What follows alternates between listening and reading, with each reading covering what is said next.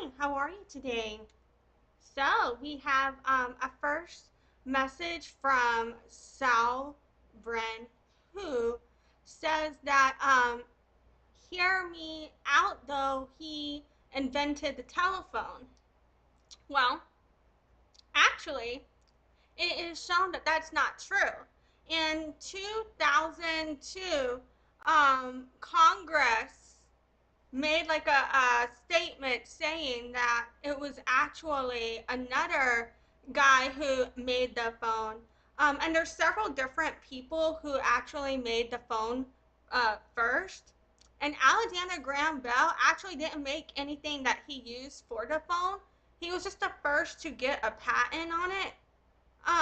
But I did a live on that. It's called "Did Alexander Graham Bell Invent Phones?" And that was my live stream. I did this a few days ago. If you want to watch that, I'll link it in the comments or the description after all of this. Uh, because he's infamous for being known as it, but there's actually, so there's Amos Dolbear, there's Alicia Gray, there's this guy named Antonio Mucci, and there's Johann Philipp Reis, who actually all invented the phone before him. And if you don't want to watch this whole live stream, I did a 1 minute video on it called, let's see, did Alexander Graham Bell even invent the telephone? It's a 1 minute video that's also on my profile. And I'll link both of those videos in the description and in the comments on this video later. But yeah, cause one more thing. Let's see. There it is.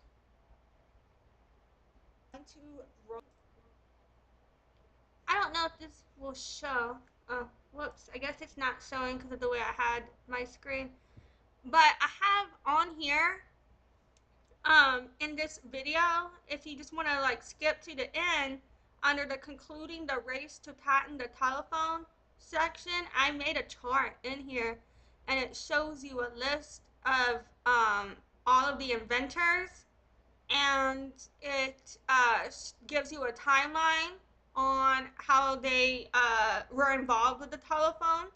And at the end of the day, Alexander Graham Bell wasn't even trying to make a phone. He was trying to make hearing aids, and that's also covered in this video. But then he basically realized he had what he needed for a phone, and he's a businessman, so he just capitalized off that shit. But he was actually in a legal battle with two other inventors, and he got the patent for two other inventors' work. And so, that's why it kind of like got, back in the day, they were just like, yeah, you're not even involved in all of this. And so I have all of my sources. Ah, oh, okay. I see what I did here. All of my sources are listed by the timestamp for what I'm speaking on, if you want to copy and paste the links too as well. Sometimes I'll link them in the comments, and sometimes I'll link them in the description. So, and sometimes I'll forget, which I did. Um, so yeah, today, I wanted to bring that up because I saw that comment in the live chat here that said, he invented the phone. I don't believe that he did invent the phone. I just believe, he was kind of like a lot of other shady businessmen where you just capitalize off of exploiting other people's labor. You know what I mean? That's what he did. So yeah, part 3 covered that. And then today, what I really wanted to cover was the fact, like, did Alexander Graham Bell misunderstand deaf people? And I want to compare some of the things he was saying in the memoir upon the formation of a deaf variety of the human race. And that should be memoir upon. Okay, correcting the captions there. So yeah, so that was a book that AGB wrote, and it was basically about eradicating deaf people and all of that. So we're going to talk about that. And part 1 and part 2 of my AGB lives are reading his book that he wrote. Um, and so if you want to read the book in its entirety, you can, or also in the timestamps for those two lives, I timestamped every part. And at the end of each chapter, I summarize the chapter, and then I also summarize the content covered before. Um, and so you can go through the lives. If you don't want to read the entire thing, you can look at the summaries and know what happened as well. And I find that's a good study tool. But yeah, I will talk all day if you let me. If you've been watching my content or if you know me personally, you probably know that by now. Silence is golden, duct tape is silver. And thank you. Even though I disagree with you on that topic, thank you, Salbren, for being here and commenting. It boosts my video and all of that, so I appreciate it. And I just hit my elbow on my desk, and that was like, oh, it wasn't that it was hard. It was just a placement. Um. Anywho, okay, so we're gonna get this thing going. I always sit in the weirdest positions for these, but yes. Um, all right.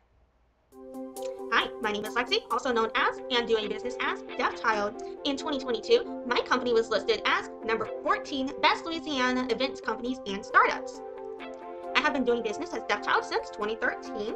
I have my Bachelor of Science in Music Industry Studies and Business Administration, and deafness runs in my family genetically. Speech is not fully accessible to me. And I've got about 50 certifications in marketing and sales that you can find at notadeafchild.com. So, the first thing that I want to look at today is I did a 1-minute video summary, basically on the entire live that we're going to do that I'm just going to start with, just kind of like a reaction to it. And it's called Did Deaf People Misunderstand Alexander Graham Bell? So we'll watch that real quick. Yeah, I'm still on Alexander Graham Bell because how did he spend years fighting against deaf marriage, fighting against deaf people having children, and then go to a deaf university and give a speech where he says that we are a part of a great hearing and speech world? We don't have access to speech. And I made this video before I had read Alexander Graham Bell's book in its entirety. And so reading that book where he talks about isolating deaf people from society for him to go give that speech, where he's saying you're part of a great hearing and speaking world. Not only is there so much hearing saviorism there, but also, isn't that just funny as shit? Because about 8 years ago, before that, you said we weren't. So, putting that out there. And then he says, oh, and I never said any of that. Basically, there are these ideas you have, but I don't know why you have these ideas. Y'all must have misheard me. You're deaf. You know what I mean? I covered issues I have with him more in depth in my deaf history lesson, parts 4 through 9, and part 11. I also did 3 response videos on that content so far, including 2 different recap videos. Yeah, So yeah, all of that is in my Alexander Graham Bell playlist that I've been linking in the descriptions of these lives as well. And so, just a summary for those of you, who don't want to go back to the parts 1 and part 2. The live that we did on this book could be basically summarized right here. This is from Gallaudet University. It's called History Through Deaf Eyes, A Deaf Variety of the Human Race. And it talks about AGB studying eugenics, trying to improve a species or whatever. He issued a warning that deaf people were forming clubs, socializing with one another, and worst of all, marrying other deaf people.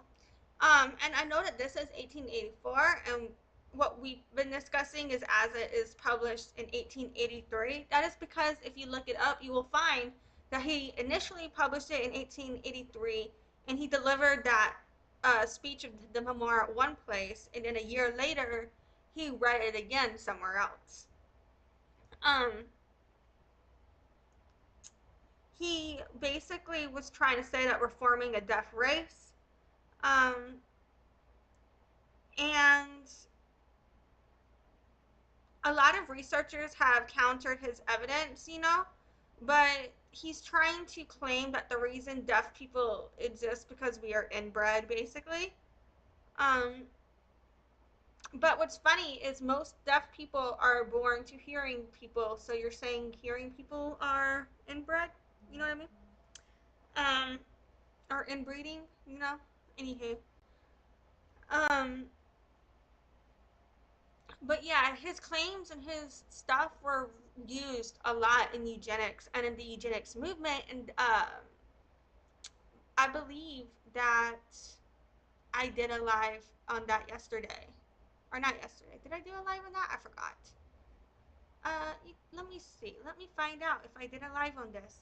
If you are watching, you might need to adjust your volume because some loud music could be potentially playing.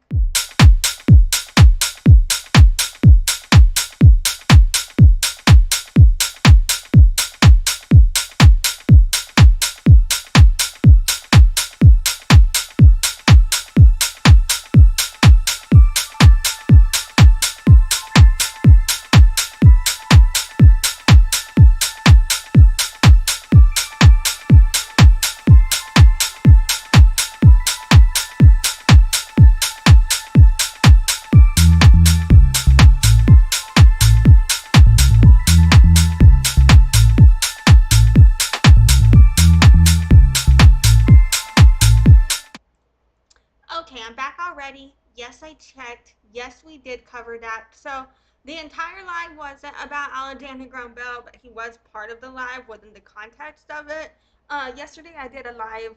It was called Actor Named Kaboom, and it was a reaction to the first deaf German lawmaker. And so totally check that out. But yeah, uh, one of the harmful things oh yeah, I had a point too because it connects that the eugenics movement was spreading and it talks about eugenics across the world, but particularly focusing on the United States and Germany. And with my theories and some sources I have on why I believe that the eugenics movement was started in the United States. Um, and so that was the live that I did on the Afternoon Kaboom yesterday. But yeah, Alexander Graham Bell in his, I believe he said this, well, he said a few different versions of this throughout his memoir, but I believe he said this exact line either in chapter 6 or the conclusion. But he said, those who believe as I do that the production of a defective race of human beings would be a great calamity to the world will examine carefully the causes that lead to the intermarriage of the deaf with the object of applying a remedy. Okay, so keep that in mind because the Alexander and Mabel Bell Legacy and Foundation from belllegacy.org published, Did Alexander Graham Bell Want to Restrict the Rights of Deaf People to Marry? And they said no. In 1891 speech about heredity to a group of deaf students at what is now Gallaudet University in Washington, D.C., titled Marriage, an Address to the Deaf, Bell was quick to note that you yourselves are part of a great world of hearing and speaking people. You are not a race distinct and apart, and you must fulfill the duties of life and make your way to honorable positions among the hearing and speaking people. I perceive this line to really be about cultural assimilation into the hearing world. The link right here links to a Google book, which we're about to look at next. And we're going to read his address. Now, if you keep this in context to what we just literally read about him saying, he literally said, those who believe as I do that look at this. He literally said in his formation of a memoir upon the formation of a deaf variety of the human race, he said this, those who believe as I do, And let's find it.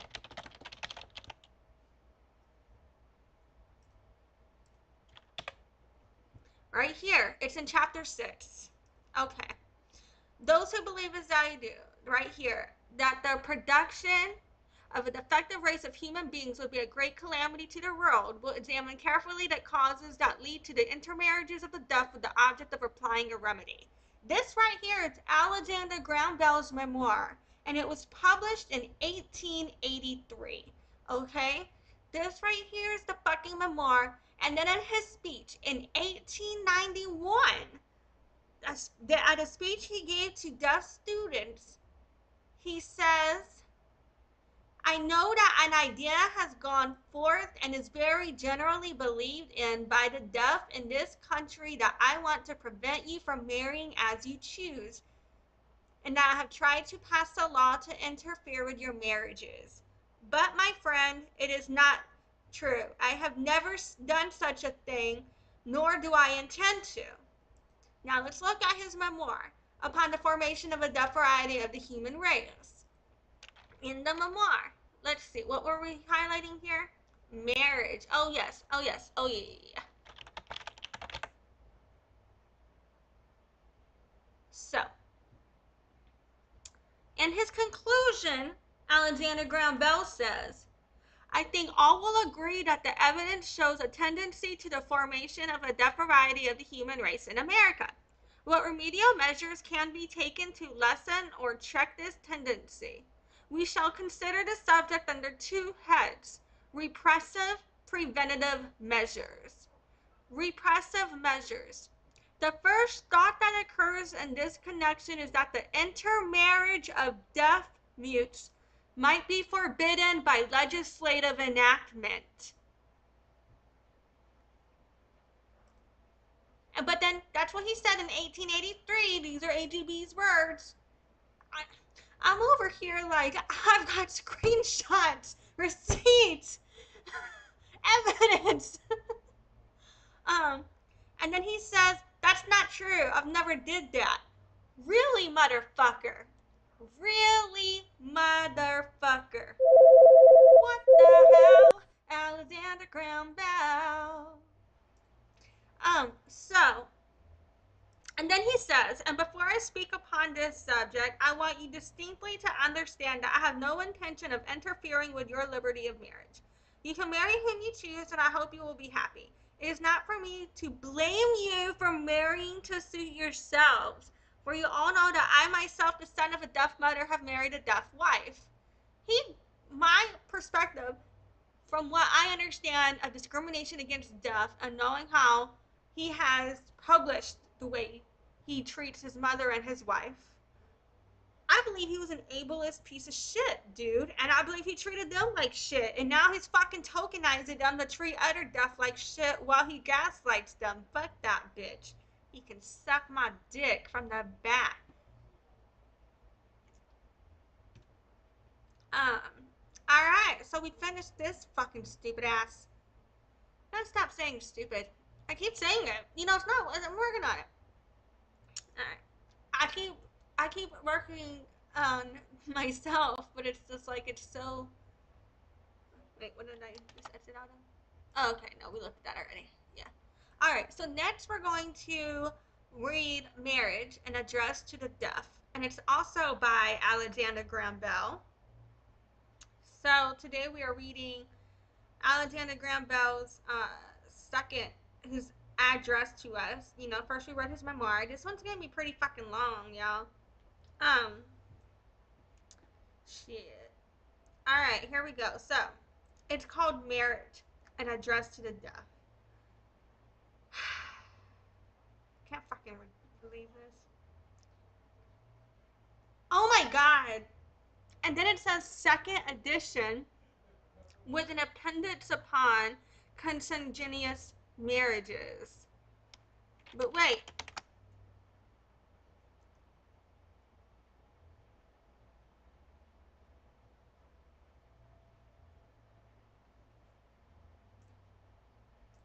So he was calling.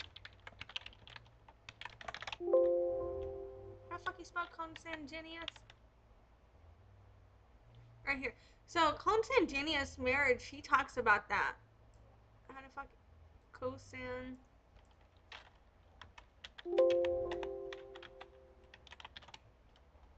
Okay.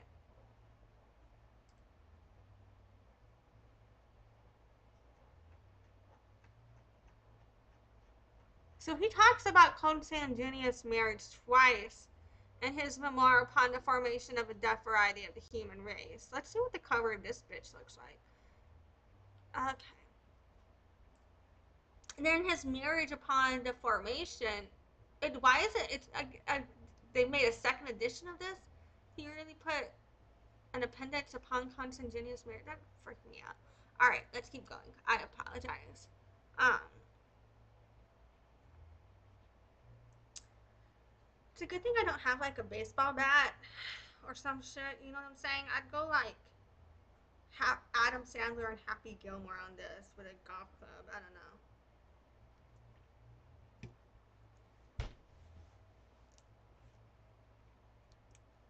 Okay. So the title of this document says marriage. Then the subheading is an address delivered to the members of the Liberty Society of Kendall Green, Washington, D.C., March 6, 1891, by Alexander Graham Bell. So this dude was published.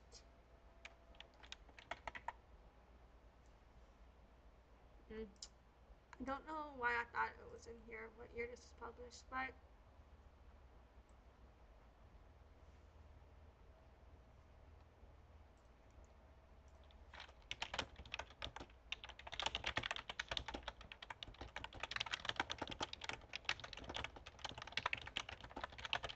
sorry for the click clacking. Oh, it was published in 1884. You know what? I've been saying it was published in 1883 for a long time.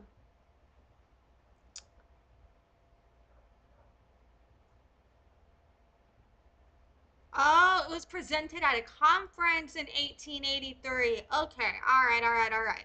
So you know what? I'm not wrong in 1883 because that's the first time he delivered this. So regardless of the format, I'm going to stick with my 1883 number because that was the first time it was delivered. So I knew that. I knew that. I know what the fuck I'm saying. I'm just sorry. Okay, so that was 1883, and then 8 years later, he wrote this. And note, he signed his name to both of these damn things, all right? My dear friends, first of all, we're not your little friends, bitch. He says, it always gives me pleasure to respond to the invitation of the members of the Liberty Society of Kendall Green. And it will always be my object in addressing you to choose subjects that will be of interest and important to you in your future lives. What the fuck does a hearing person have to tell deaf people about marriage? So you're telling, oh my god. Okay, I'm sorry. You have come together here from every part of the United States to receive in the National College for Deaf Mutes that have higher education which you cannot obtain in the states from which you came. In a very little while, it may be in 1 year or 2 years or more, you will separate from one another and each go back singly to the places from which you came to begin the battle of life. You will go out into the great road, the road of hearing and speaking people, a road of people who cannot spell upon their fingers or make signs. Are you prepared for that change, and what is to be your position in that road? This just sounds so infantilizing, taunting, like you're looking down on them. The fact that you won't learn sign language isn't our problem. You know what the fuck I mean? Why haven't you prepared to accommodate us? Alright, motherfucker? I gotta stop saying that. God damn it. Alright, shit. Okay, fuck. We're working on it.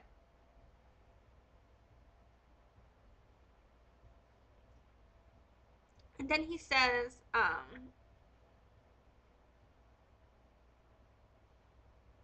I would have you all remember that you yourselves are part of that great road of hearing and speaking people. No, we're not. And then he says, you are not a race distinct and apart, and you must fulfill the duties of life and make your way to honorable positions among hearing and speaking people. He says, you are not a race distinct and apart. That is interesting. So, this entire fucking memoir is called The Formation of a Deaf Variety of the Human Race. Let's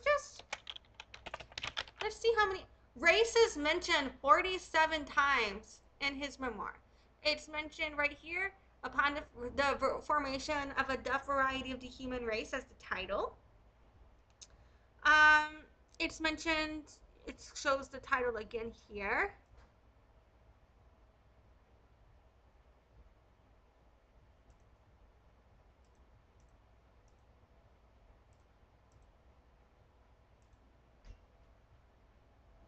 I don't see the second one. I thought I was supposed to like move the page to where the fuck it was.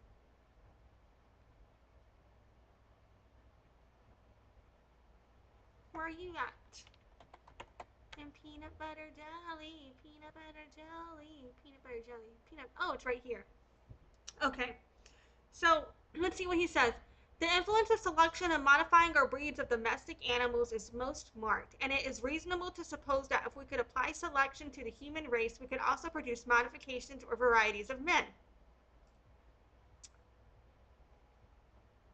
But how can we ascertain the susceptibility of the human race to variation produced by selection? We cannot dictate to men and women whom they shall marry, and natural selection no longer influences mankind to any great extent.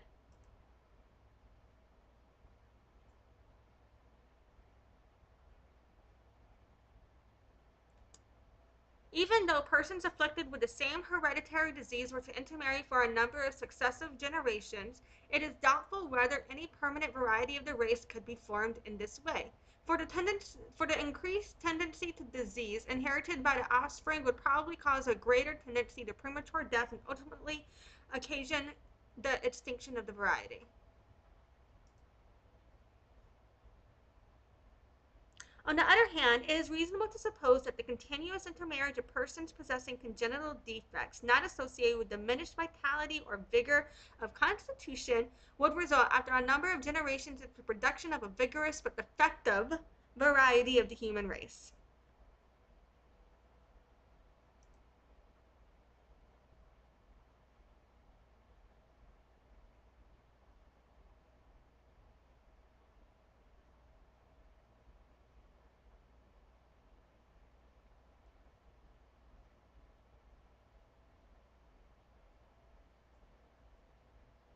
For instance, the absence of coloring matter from the skin and hair is a defect occasionally found among human beings, and we may learn from the successive attempts to propagate albinism among animals that we would probably produce a pink-eyed, white-eyed variety of the human race by causing albinos to marry one another.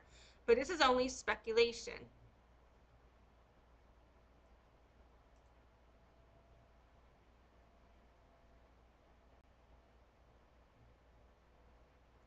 If the laws of heredity that are known to hold in the case of animals also apply to men, the intermarriage of congenital deaf mutes through a number of successive generations should result in the formation of a deaf variety of the human race.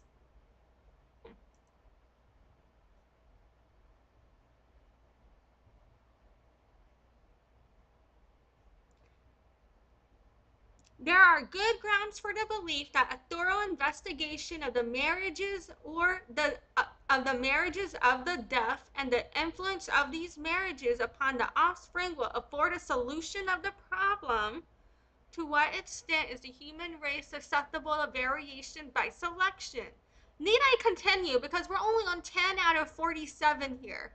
Okay, so right here he's saying, I never said nothing about race, that about you being a different race, or that, I've never, he's basically over here saying, I never said nothing about you being a different race. I never said anything about you, marriage, none of that.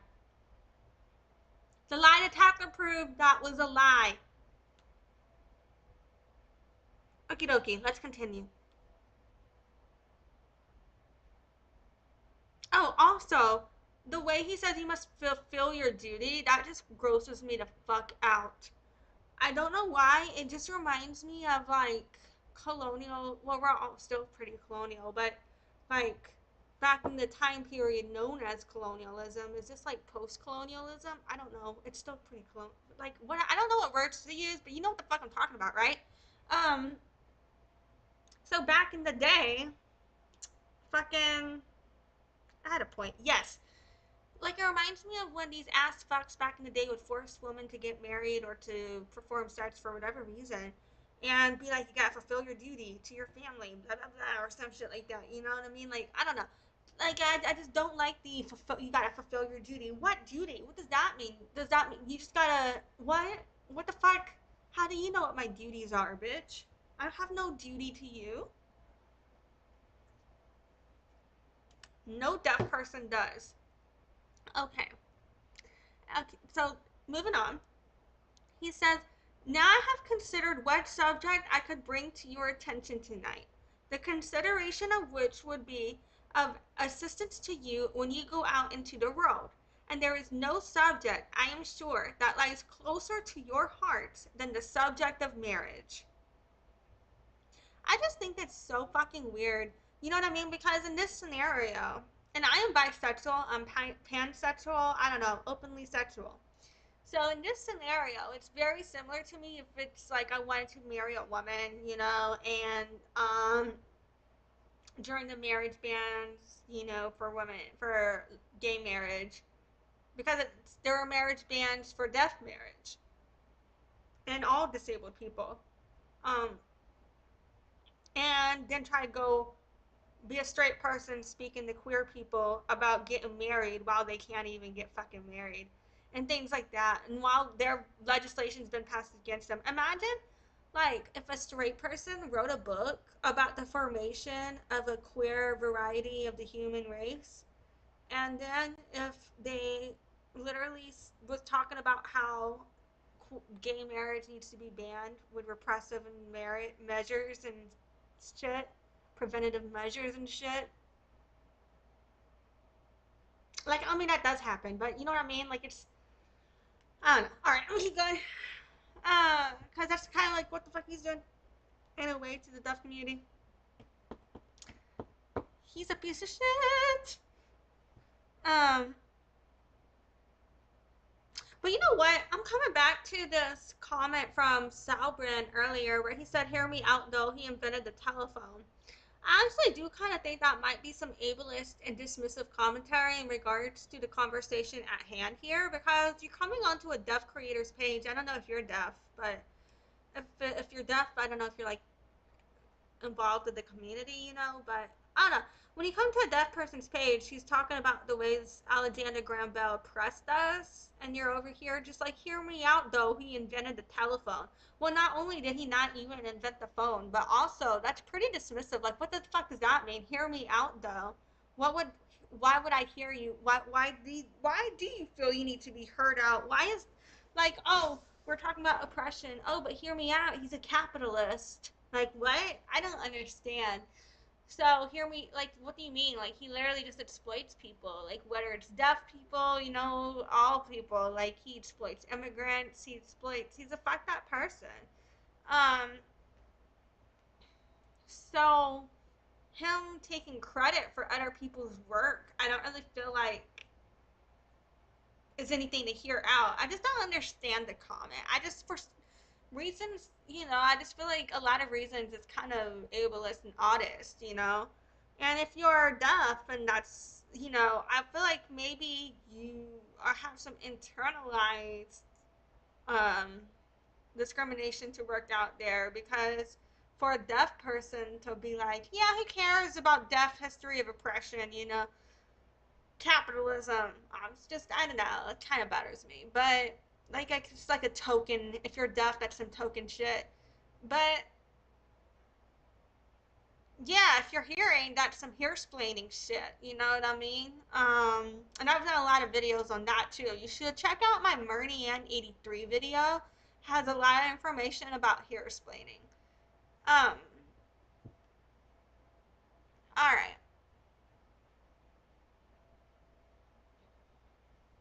let's keep going. And then he says, it is a very difficult thing for me to speak to you upon that subject because I know that an idea has gone forth and is very generally believed in by the deaf of this country that I want to prevent you from marrying as you choose, and that I have tried to pass a law to interfere with your marriages. But, my friends, it is not true. I have never done such a thing, nor do I intend to. And before I speak upon this subject, I want you to distinctly to understand that I have no intention of interfering with your liberty of marriage. You can marry whom you choose, and I hope you will be happy. It is not for me to blame you for marrying to suit yourselves, for you all know that I myself, the son of a deaf mother, have married a deaf wife. And that's what I meant, he's fucking tokenizing some deaf people there, like, and I fully believe his mom and his wife allow themselves to be tokenized in order to oppress other deaf people. Like, I think they got some shit wrong with them. And also, they are oppressed too, just as deaf women in general.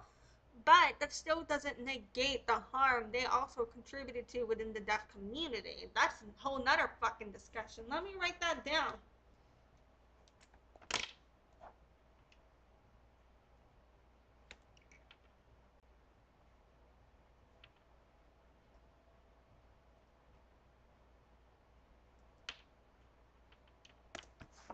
I was like, alright.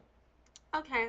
And then he says, I think, however, that it is the duty of every good man and every good woman to remember that children follow marriage, and I am sure that there is no one among the deaf who desires to have his affliction handed down to his children. Are you fucking kidding me? What the hell? Alexander Graham Bell. Yeah, ableist ass bitch, fuck you. Deafness is not an affliction, piece of shit. Second of all, 8 years ago, you already did the math. Your own fucking research proved that most deaf people are born to hearing people, you stupid ass. I gotta stop saying stupid, but this bitch is stupid. You know what? I'm sorry. I'm gonna work on decolonizing in another day because fuck this motherfucker. No, we're definitely not saying that one. I'm gonna keep one step at a time. It's okay if I slip up on stupid today, but I'm not slipping up on the MF one. Alright, one step at a time. Fucking, um, well, I mean, I may slip up, but I'm gonna catch myself and try and correct it every time. If I don't catch myself, it's because I literally didn't fucking realize it because that's how fucked up I am. But yeah.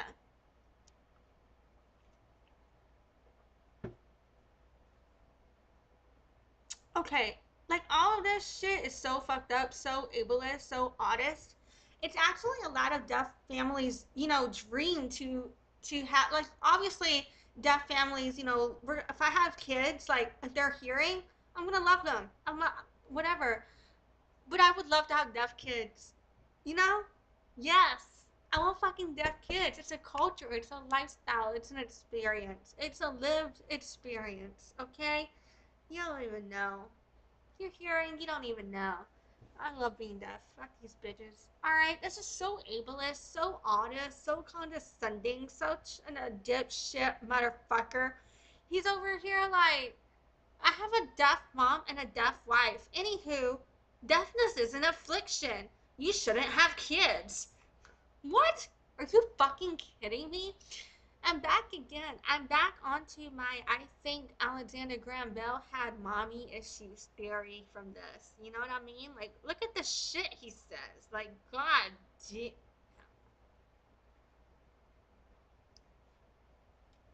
Okay. And then he says, you all know that I have devoted considerable study and thought to the subject of the inheritance of deafness. And if you will put away prejudice out of your minds and take up my researches relating to the deaf, you will find something that may be of value to you all. Are you fucking kidding me? So, by definition, because Alexander Graham Bell has no lived experience on deafness, he has no um, life experience or understanding of deafness in order to form a reasonable opinion. Therefore, anything he said is prejudice, because by definition, he is making assumptions on a lived experience in which he has no cause for a factual basis to form an opinion. Okay? So, prejudice plus power, we were saying it was always different forms of discrimination. And of course, all discrimination work began with anti racism. And so all definitions and vernacular and everything stems from it. You know what I mean? Like, for example, racism came about, then discussions of ableism, feminism, misogyny, and all of that came about, right? But then, like, or another correlation, where let's see, I had another thought in my head and now it is going away. When you Tommy Chong your brain out and you're just like, whoop, shouldn't have taken that last hit now, should I? Let's see here. Oh yes, my other point was, another point would be, I first heard of white splaining and then I started seeing terms for mansplaining, and then I started seeing terms for hersplaining. And all of these terms that I'm seeing and now using, I didn't make up any of them. The only term I take credit for coining a new way of using is the term enableism, because before I have only ever seen enableism used in reference to enabling drug addiction or enabling bad behavior. And so then I was thinking of enabling and then enableism. And I have never seen anybody else use enableism in that way before I started doing that. So I do believe I coined that new definition of that term. But I could be wrong if it's been out there before me, because, there's so many human fucking beings. So much years and history has passed. Wouldn't it surprise me if that's not a new idea? Like, are you kidding me? Um, but anywho, sorry about that. But my point is, it's like, I'm constantly learning new vernacular and new understanding of ways of anti-discrimination, intersectionality, but because I'm so like scratching the surface of my decolonizing journey, I'm just swimming in the ocean out here, like drowning basically. I need someone to give me a fucking life vest, because I don't know what the hell I'm doing, but I'm trying over here. So, because, like, you know what I mean? Like, when you come from messed up situations, but yeah, I had a point with all of that.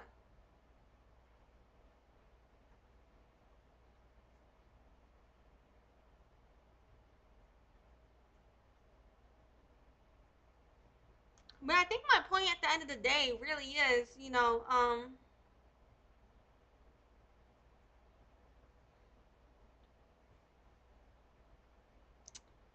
I've been thinking about the balance too of not speaking over other people when you have no lived experience for their issues. So, like, as a white person, I shouldn't be speaking over any person of the global majority over their lived experience on racism ever, right? But then at what point is it socially acceptable, or am I taking over representation, or acknowledging or bringing up those issues within the context of other points I'm trying to make? Um, because if any of this is harmful, like, I want to stop doing it and change and shit and all of that. Um, so it's just kind of like finding that balance. Like, at what point are you helpful versus harmful? And I think with Alexander Graham Bell, he is like he has the self confidence of J Lo. Like, he's as delusional about himself as J Lo is my opinion. Because how the fuck do you go to deaf people trying to talk to them as if you know more about them than them? You know? And then with the whole, oh yes, the whole prejudice thing, he's the one that has prejudice, and he's trying to accuse deaf people of having prejudice against him. To me, because he has prejudice and power and is the one discriminating, that's like him trying to claim reverse discrimination for deaf people not wanting to listen to a hearing person on deaf issues, if we don't. Like, and the fact that he had spoke at universities tells me he probably um is already involved in the funding of those schools based on what I know about history and what we saw in the end of his memoir upon the formation of a deaf variety of the human race, which you can go check that out in chapter lines 1 and 2. And yeah, fucking, because he's over there talking about how much money he can make off of deaf schools and shit. So I bet these deaf people didn't even fucking want to be there. They were probably forced to be there for school. Um, or if they were there, they were probably some of them were probably there because uh, like just doing what you're told. Some people don't care about politics. Some people, for some reason, I don't know if they're like if they're not misogynistic, masochistic. If they're, I don't know if some people are masochistic or what, because like it's like I know women who are for the abortion ban, and I'm like, what? I know queer people who are against gay marriage. It's like, what? It's like I know deaf people who are against sign language. Like, what? Are you kidding me? Like, so regularly I see people go against their own fucking interests, like socially, politically, and I'm just like, what the hell are you doing? Um, so I would get if like that was there, but man, if I were there, I'd be there to fucking protest. I would have been lobotomized because I probably would have egged his ass. Like, um, all right, let's keep reading this damn fucking thing. I hate all this shit. I could keep talking all day. I feel like this dude was trying to basically claim reverse discrimination by claiming that deaf are um have prejudice against him. It's not really possible, in my opinion, for marginalized people to have necessarily prejudice against oppressors. And I'm sorry, I'm so tired of people saying that because by definition, prejudice means that you have no reasonable cause for an opinion. And if you are oppressed, you have a fucking reasonable cause for your opinion. So, I don't believe that it is possible for someone you are discriminating against to have prejudice against you in relation to the topics relating to that discrimination topic. And what I mean by that is, just because I'm deaf doesn't mean I still can't discriminate against somebody. Like I don't believe I can discriminate against a hearing person for deaf issues, but I also don't believe that just because I'm deaf doesn't mean I couldn't say something fat phobic, for example. You know? So I don't think that having an oppressed identity excuses you from discriminating. I also just don't believe reverse discrimination exists. So if you're not discriminated on an issue, then I don't believe um, you have an opinion to speak over other people who experience that issue. And I also do think there is a difference between processing thoughts or just speaking generally about something versus trying to speak for or over or representing people, you know? Um, and I do think that brings me back to this other point I had, that we're at what point are you advocating versus speaking over? Well, are you amplifying the voices based on the education you have received from others, because certain people, they give you the instruction that they want you to act or speak up in certain situations. So based on that education, you might feel the call to. Whereas others, you know, they want you to stay out of it. So I guess it's also about, there's no right or wrong answer, it's just about at least trying and double checking with people and, everything like that. So let's keep going. And then he says, we all know that some of the deaf have deaf children. Not all, not even the majority, but some. A comparatively small number.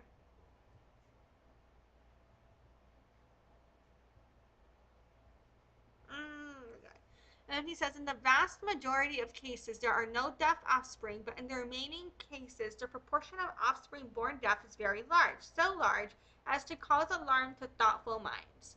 Will it not be of interest and importance to you to find out why these few have deaf offspring? It may not be of much importance to you to inquire whether in 100 years or so, we may have a great variety of the human race. We may have a deaf variety. Oh, I'm sorry. Deaf and great were kind of right here, and I kind of like the two lines. They weren't directly over each other, but they were kind of next to each other and parallel, and I mixed them up.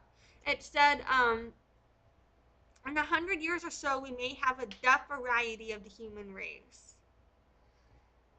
Then he said that is a matter of great interest to scientific men, but not of special value to you. Oh my God. He's like, let the more smart people, he's trying to act like deaf people can't comprehend the deaf experience or deaf life or deaf familyhood. He's like, yeah, let the hearing people study you and don't think about what we're studying. Let the smart people worry about it. What? Are you fucking kidding me? You're thinking so hard because you don't know what the fuck you're talking about.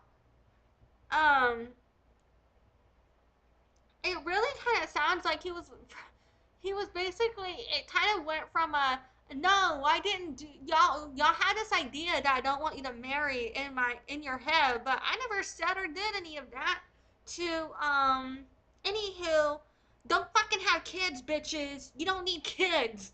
Don't fucking have kids. So really he just switched his tactics. In his memoir upon the formation of a deaf variety of the human race, it's all about preventing deaf marriage. And then in Marriage, and Address to the Deaf, it's all about claiming he never tried to prevent marriage, but by the way, you shouldn't have kids. That basically seems to be the fucking message of this damn bullshit. What the fuck? What the hell? Alexander Graham Bell. Anywho, where the fuck did I leave off at? There we go. And then he said,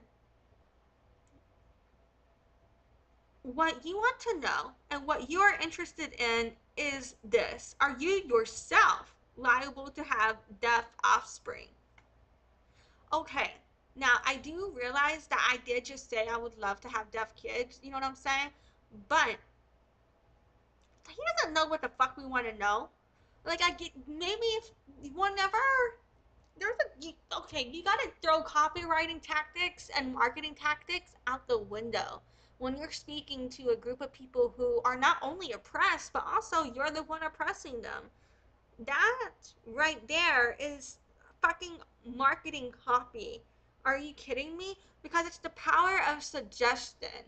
Um, and it is a marketing copywriting strategy used to not only influence through the power of emotions, but also it is used to suggest and put in the question into your head.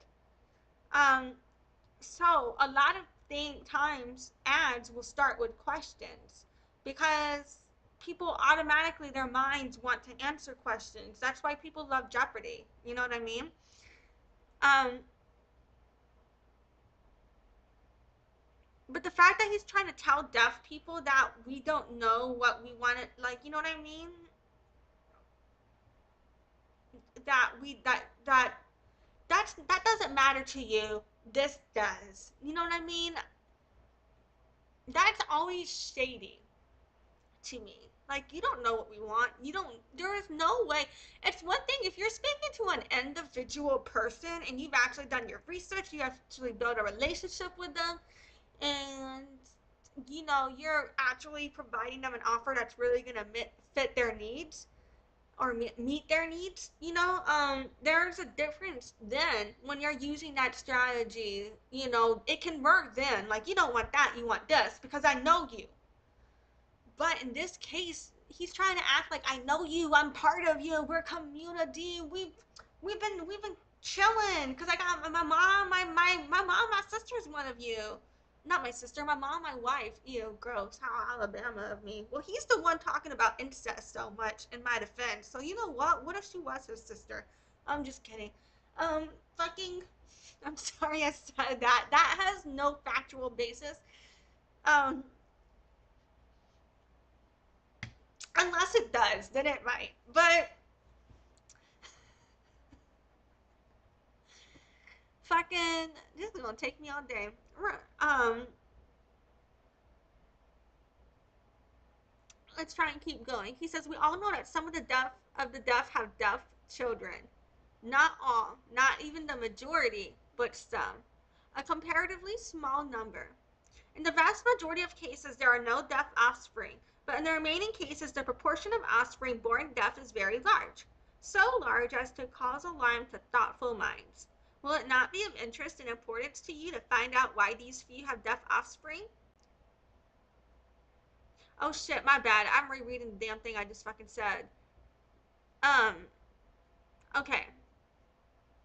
He said, now, one value in my research is that you will find is this, that you can gain information that may assure you that you may increase your liability to have deaf offspring or diminish it, according to which way in which you marry.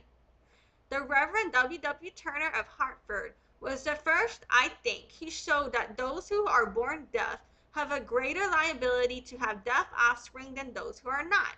He showed that where a person born deaf marries another person born deaf, that in this case, about 1/3 of the children are deaf. I don't know if that's Job or Job, to be honest.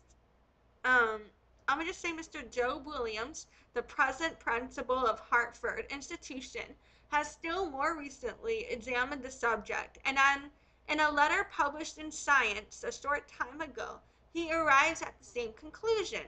About 1/3 are born deaf.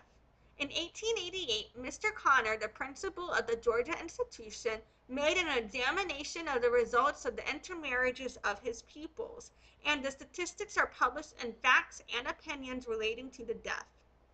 He also comes to the same conclusion. About 1/3 are born deaf. I will say, I believe I have a valid claim to say that Facts and Opinions Relating to the Deaf is false advertising. It should be called Facts and Prejudice, because if you are not deaf, as we've already discussed, an opinion is formed based on fact, based on lived experience, or based on a reason, based on an understanding of something. If you are not deaf, you have no deaf perspective. You have no deaf understanding. You know what the fuck I mean? You have no deaf opinion. You have no valid experience to form an opinion or a conclusion on these issues. So, that's false advertising. Um, the following table will show you the exact figures. Table 1, concerning the offspring of couples, both of whom are born deaf. And then it says authority, and it lists 3 different sources. Um, so it says Turner, 1868. Total number of families, 24. Total number of children, 57. Number of deaf children, 17. Percentage of children who are deaf, about 30. Number of deaf children to every 100 families, about 71. Then it says Connor, 1888. Total number of families, 16. Total number of children, 59. Number of deaf children, 19. Percentage of children who are deaf, about 32. Number of deaf children to every 100 families, about 119. Williams, 1891. Total number of families, 52. Total number of children, 151. Number of deaf children, 48. Percentage of children who are deaf, about 32. Number of deaf children to every 100 families, about 92. And then it says, it is obvious that persons born deaf run considerable risk of having deaf offspring if they marry persons who are also born deaf. If we take all the marriages of congenitally deaf persons without reference to whether they married deaf or hearing persons, we have 5 independent sets of statistics from which we may derive information regarding the effects upon the offspring.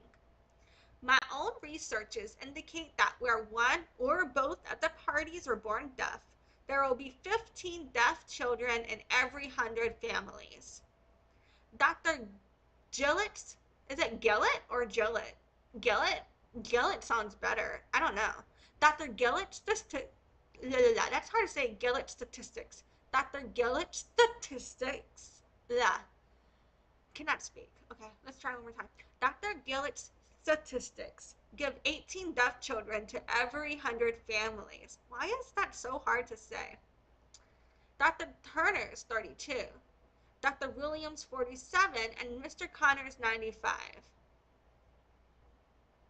So on that table, they only had Dr. Turner's, Williams, and Connors. So now I see why they left Dr. Gillett's off, because that shit is annoying to say. Okay, I'm sorry. Oh no, that's on table 2. Fuck, spoke too soon. Okay, table 2 is a very similar one. It says, concerning the offspring of couples, one or both of whom were born deaf. And then it says the authority, and it's Turner, 1868. Total number of families, 190. Total number of deaf children, 61. Percentage, number of every deaf children to every 100 families, 32. About 32. Bell, 1883.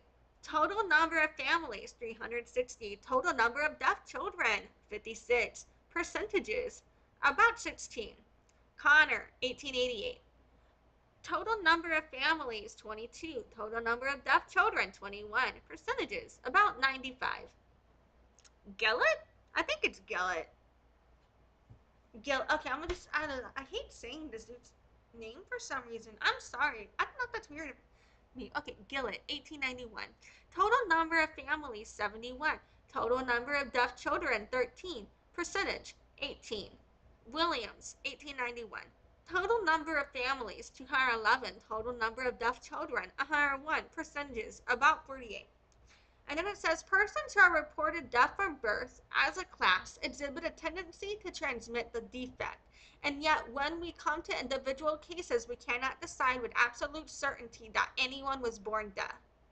The fact that he keeps calling deafness a defect is so fucked up. And the fact he's over here, like, talking shit on deaf people while trying to act like he's friends with us. And, back to that other statement about the marketing.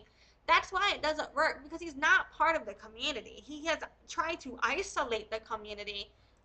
Let's look at the memoir. Let's look at how many times.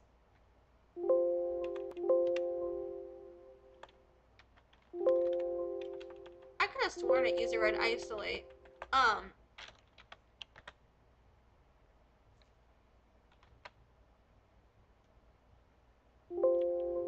Nope, guess not. But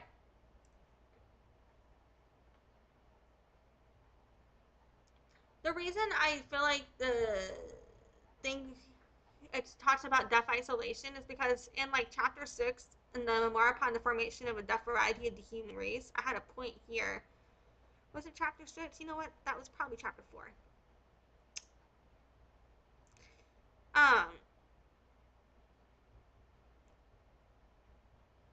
Oh no, it's right here. It's in chapter 6. So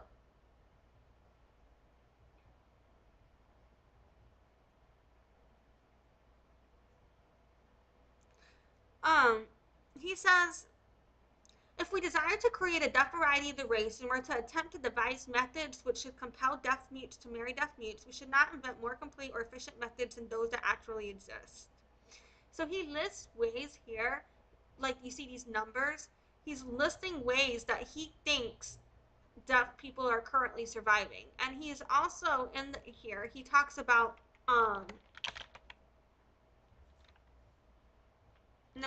he talks about spreading misinformation.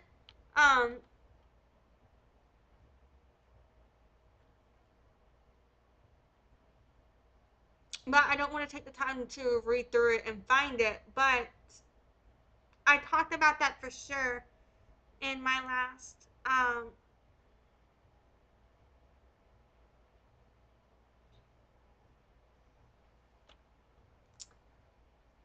let's see.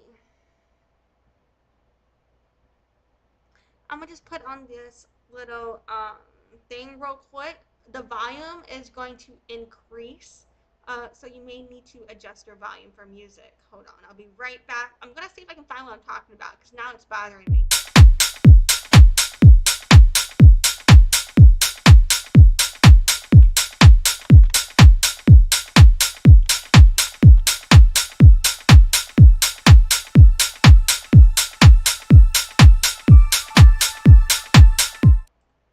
Okay, I am back already. I have found it. So right here, I found it. He's basically saying,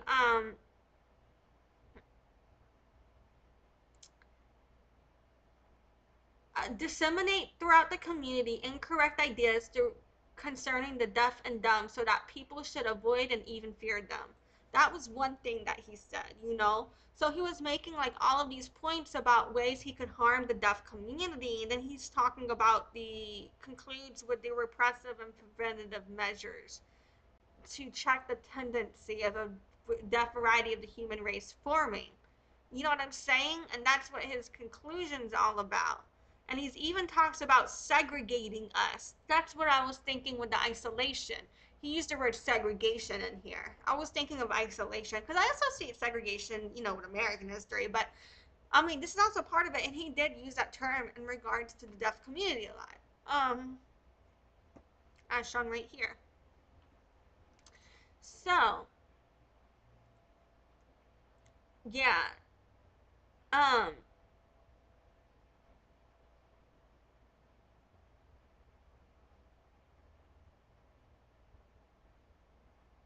that's why I'm having a problem with him calling us a defect. Okay, let's keep going. He says persons who are reported deaf from birth as a class exhibit a tendency to transmit the defect, and yet when we come to individual cases, we cannot decide with absolute certainty that anyone was born deaf. Some who are reported deaf from birth probably lost hearing in infancy. Others reported deaf in infancy were probably born deaf. For educational purposes, the distinction may be immaterial, but in the study of inheritance, it makes all the difference in the world whether the deafness occurred before or after death. I mean, I said death. I meant birth. I don't know why I said death there. Live like you're dying, am I right? Anywho, I said live like you're dying, not look. Correcting the captions there. I every now and then I'll look over and then I see the captions and they're wrong and I'll be like, oh fuck, that's not what I said. But then a lot of times I'm like so in my head that I forget to make sure that the captions are right. So I'm sorry about that.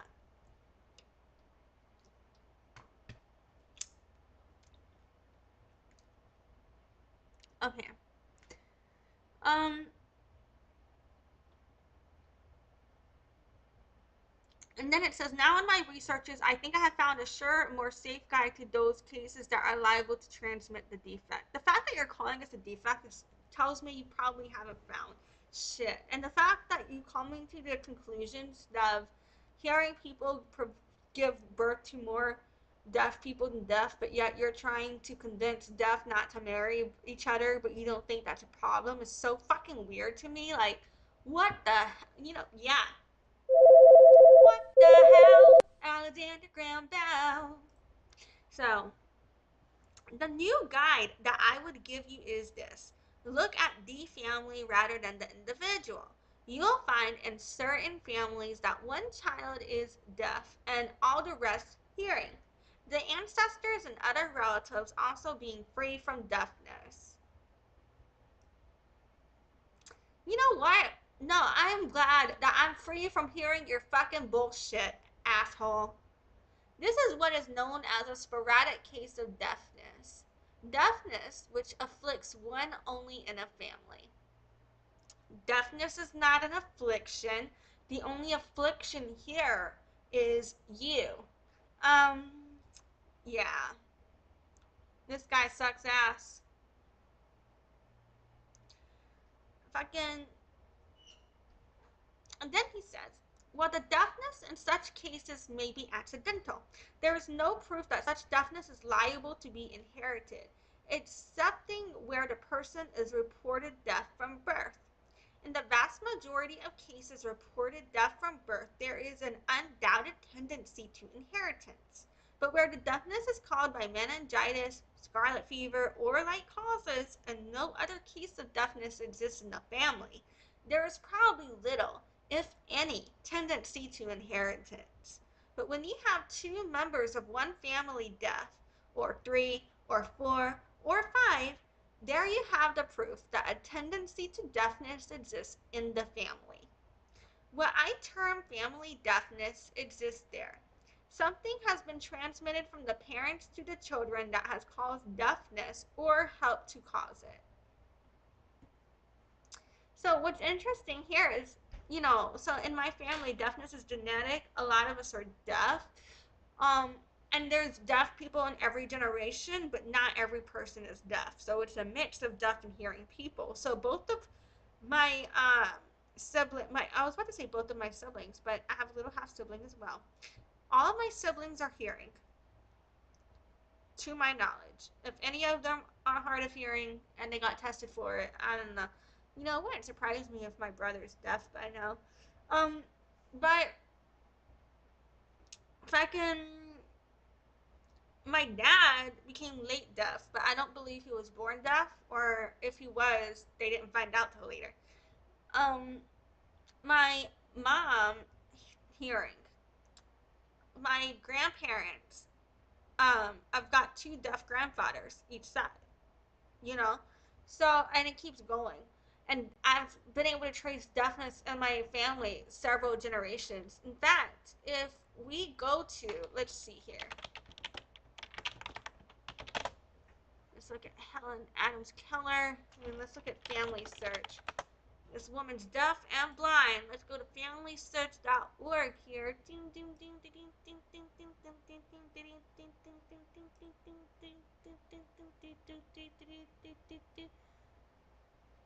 Where are you at? Alright, let's look at our relationship. So, Helen Keller is my 7th cousin 4 times removed, so the deafness goes back. Let's see here. Thomas Gallaudet.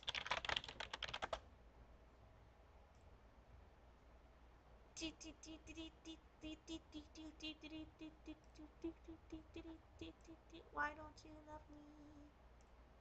Okay, here we go. This dude is the husband.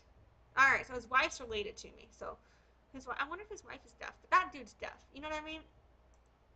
I'm pretty sure there's some other deaf people I'm related to. But anyhow. But deafness is multi-generational. It runs in families. It can be. There's different types of deafness. But, yeah. And then he says, one child became deaf, perhaps from measles, another from scarlet fever, etc. I do not now remember exactly what causes were stated. They became deaf, however, at different times, and from apparently accidental causes. But can we consider that it was accidental that there should have been 4 children in one family deaf? The fact that a number of children in the same family are deaf points to an inherited tendency to deafness in the family. One result of my researches is to show the great importance of studying the results of marriages of persons who come from families of that kind. So he's over here like, yeah, I don't care if you guys get married. I just want to study it. What? Are you fucking kidding me? He's really changed his fucking tune. And then he says, my results, however, until verified by other observers, should be received as probable only and not certainly proved. So you don't want the deaf community to verify it, only hearing people. Okay, got it.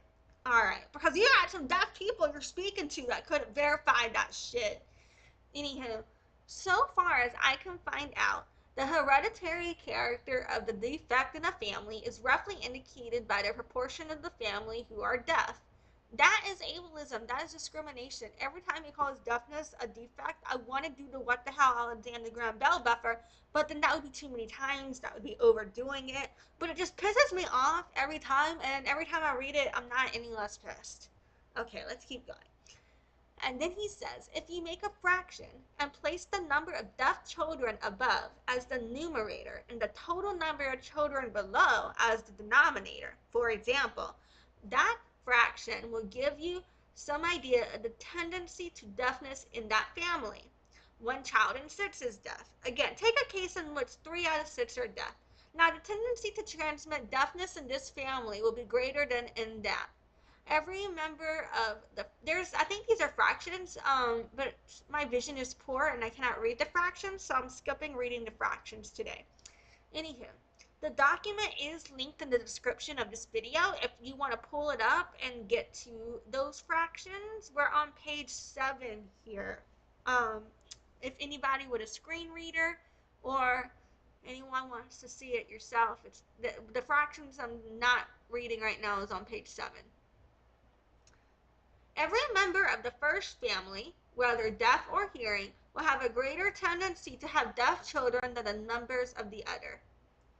In general, the tendency to transmit deafness is greatest in those families that have the largest proportion of deaf members and smallest in those that have the least. This conclusion is exceedingly probable and should, therefore, be taken as a guide by those who desire to avoid the production of deaf offspring. Are you fucking kidding me? He literally started this like, I know you guys think I don't want you to marry, but that's a lie. You're wrong. You got that idea in your head. Well, we already proved that's a fucking lie, thanks to his own fucking book. And now he's over here saying, but don't have fucking kids. You cannot continue to exist. Are you fucking kidding me? That's a form of genocide. Like, you can't convince me otherwise. And then let's keep going. He says, if you marry a hearing person who has 3 or 4 deaf brothers and sisters, the probability of your having deaf children will be greater than if you marry a deaf person, not born deaf, who has no deaf relatives. Well, that's no shit, dumbass, because in situation A, deafness runs in their family. In situation B, it was not hereditary. Are you kidding me? Go star. Claps for the asshole over here. Anywho. Let's keep going.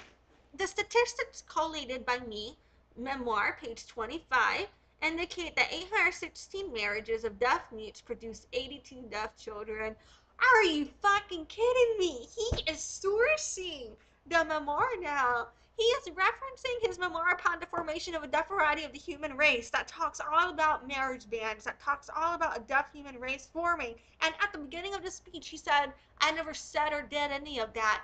I never said nothing about you being a different race, none of that shit. I want you guys to get married. But now he's referencing the thing that proves he's lying in this document. Are you kidding me? And then we have people in my comments section like Salbren, like, hear me out though. He invented the telephone. But hear me out. He's a piece of fucking shit, man. Look at this dipshit. Fuck that guy. Alright, let's keep going.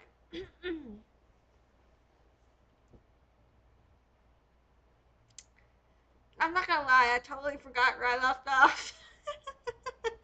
I'm gonna read this again, I'm sorry. The statistics collated by me, memoir, page 25, indicate that 816 marriages of deaf mutes produce 82 deaf children.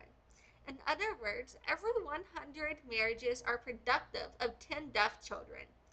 That is a result independent of the cause of deafness, an average of all cases considered. Eliminating 40 cases where the cause of deafness is not given, I divide the remaining 776 cases into 4 classes. Class 1, persons not born deaf who have no deaf relatives. Class 2, persons not born deaf who have deaf relatives. Class 3, Class 3, persons born deaf who have no deaf relatives. Class 4, persons born deaf who have deaf relatives. What the, why is this so hard to say? And now we're on to table 3. Table 3 shows the 4 classes. And then it says, so class 1, not born deaf, no deaf relatives, number of families 363, number of deaf children 17, percentage about 4.7.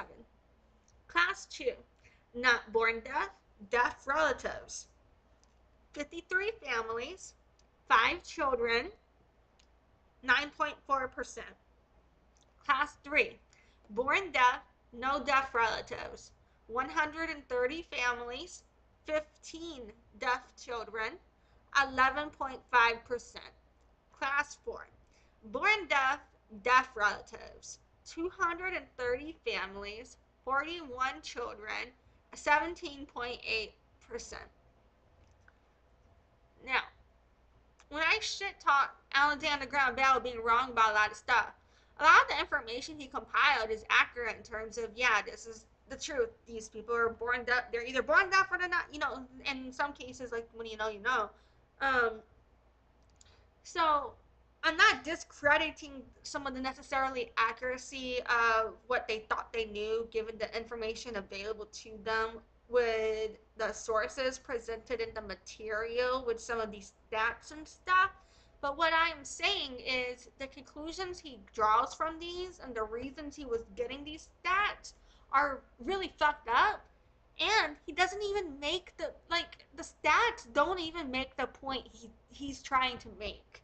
So instead, he's talking in circles using extremely ableist vernacular to fearmonger hearing people into hating deaf while gaslighting deaf people into acting like he's somehow part of our community when he isn't.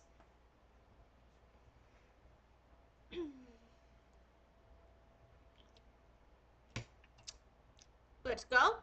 The percentage, la la la, I lied, I cannot speak. Me. Okay, I'm sorry. Dear, a dear, a female deer. What is that? What is it? Do, a dear, a female deer. What's the next one? I don't remember it. I'm sorry.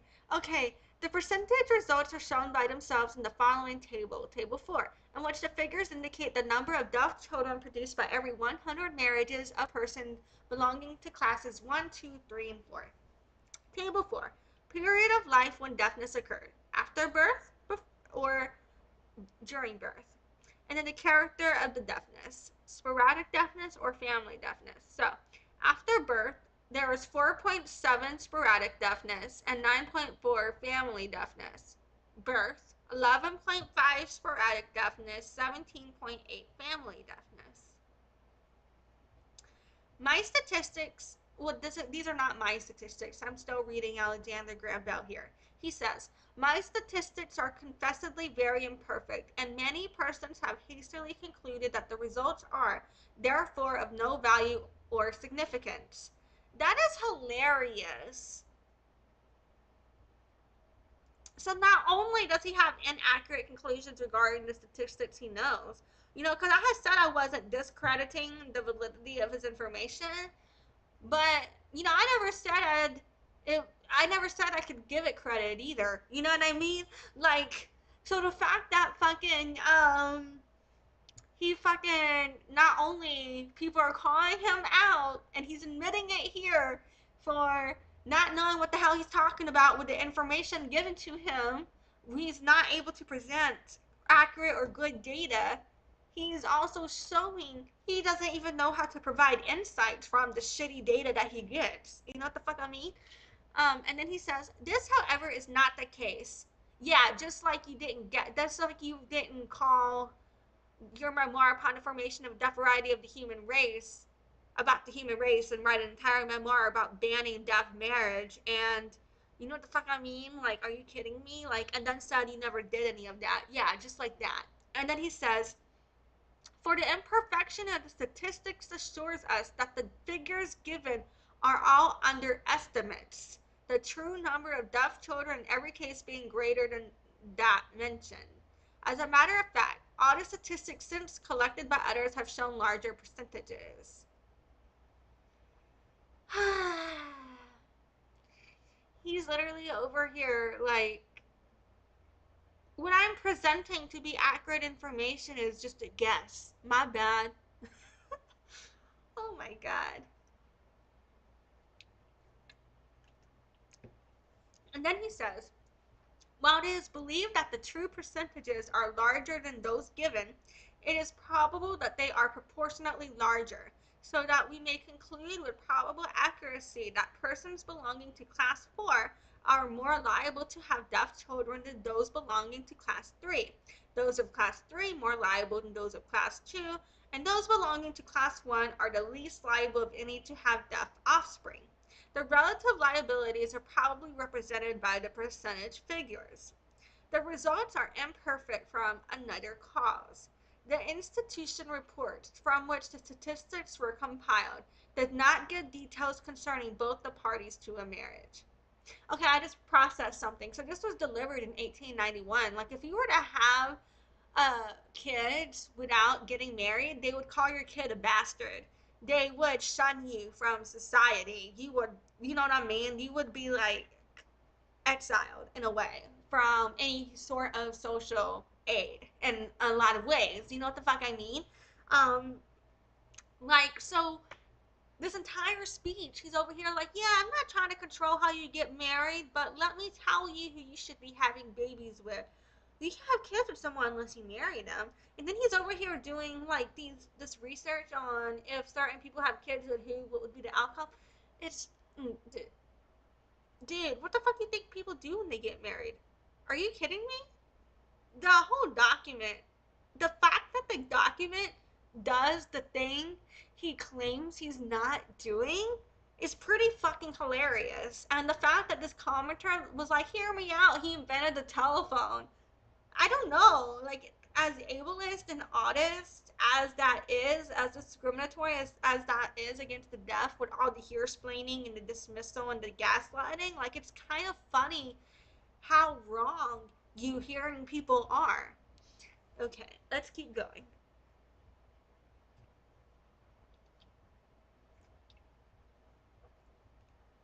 And then he says, the results are imperfect from another cause. The institution reports from which the statistics were compiled did not give details concerning both the parties to a marriage. It would be stated that Mr. So-and-so married a deaf mute, but no information would be given as to whether his wife was born deaf or not, or whether she had or had not deaf relatives. I have only been able, therefore, to classify the marriages by one side. For example, the results noted for Class 1 give the summation of all marriages of persons not born deaf who have no deaf relatives, quite regardless of the fact that some of them married congenital deaf mutes, others semi-mutes, and still others hearing persons. We may deduce, however, from the figures that if the husband belongs to class 1, his liability to have deaf offspring will be greatest if his wife belongs to class 4, and least if she belongs to class 1, etc. Is the fact that they labeled this into classes also a different form of classism, or is he trying to parallel this? Is he trying to create a class structure among the deaf? Is this how deaf elite got started as like a counter response to the Alexander Graham Bell trying to create classism? Was the deaf elite like the internalized ableist response to that? You know? I kind of want to look into when the term deaf elite came about and then see.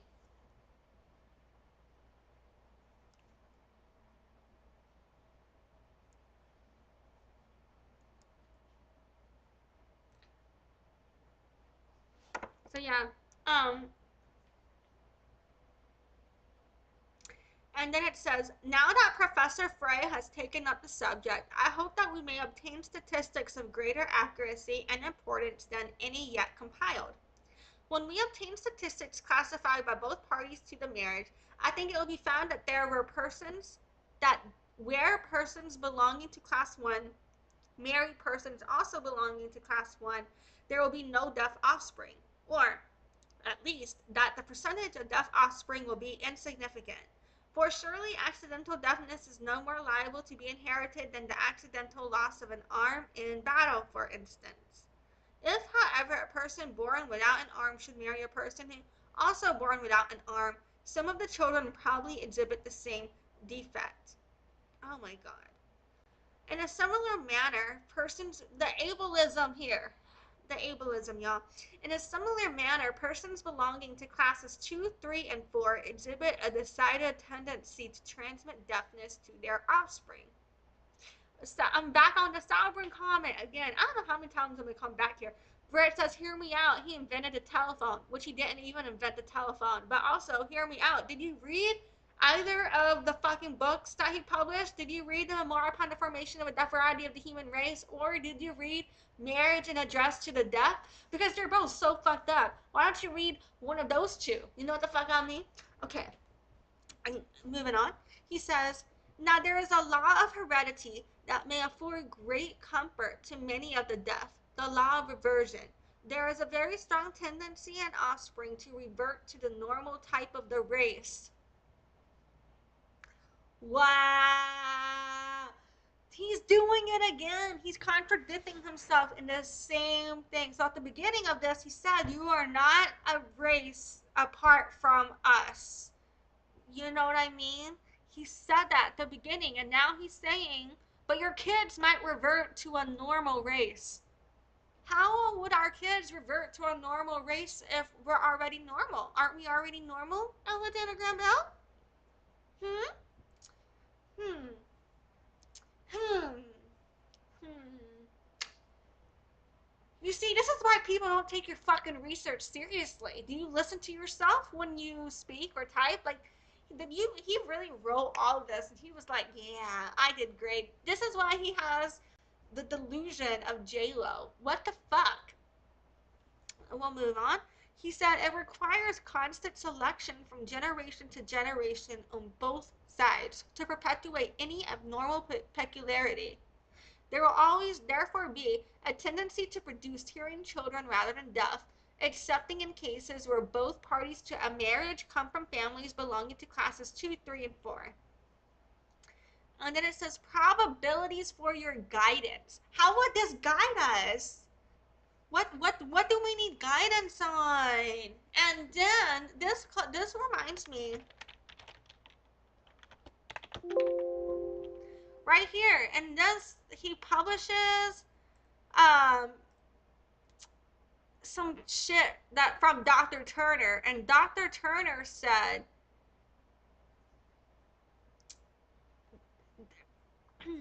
that every consideration of philanthropy as well as the interests of congenitally deaf persons themselves should induce their teachers and friends to urge upon them the impropriety of intermarriage.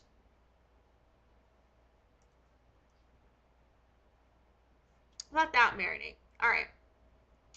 Then he says, whatever may be the character of the deafness in your own case, you will probably diminish your liability to have deaf offspring. 1. By marrying a hearing person in whose family there is no deafness. 2. By marrying a deaf person, not born deaf, who has no deaf relatives, class 1, or a hearing brother or sister of such a person. On the other hand, you will probably increase your liability to have deaf offspring. 1. By marrying a deaf person, not born deaf, who has deaf relatives, class 2, or a hearing brother or sister of such a person. 2. By marrying a deaf person, born deaf, who has no deaf relatives, class 3, or a hearing brother or sister of such a person. 3.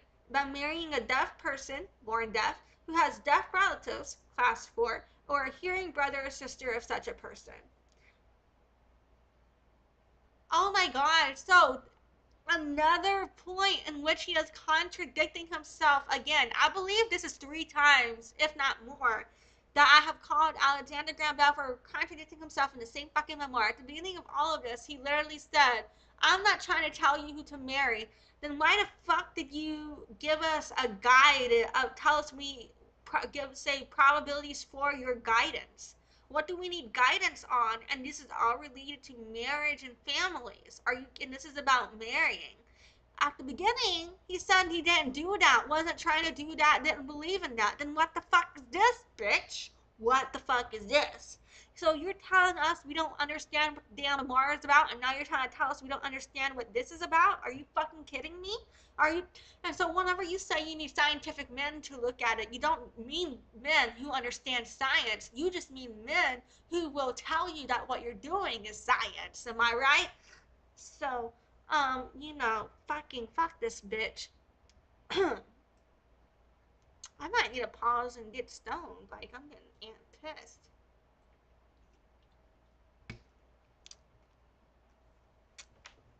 So, and then he says, of course, if you yourself are born deaf or have deaf relatives, it is perfectly possible that in any event, some of your children may be deaf.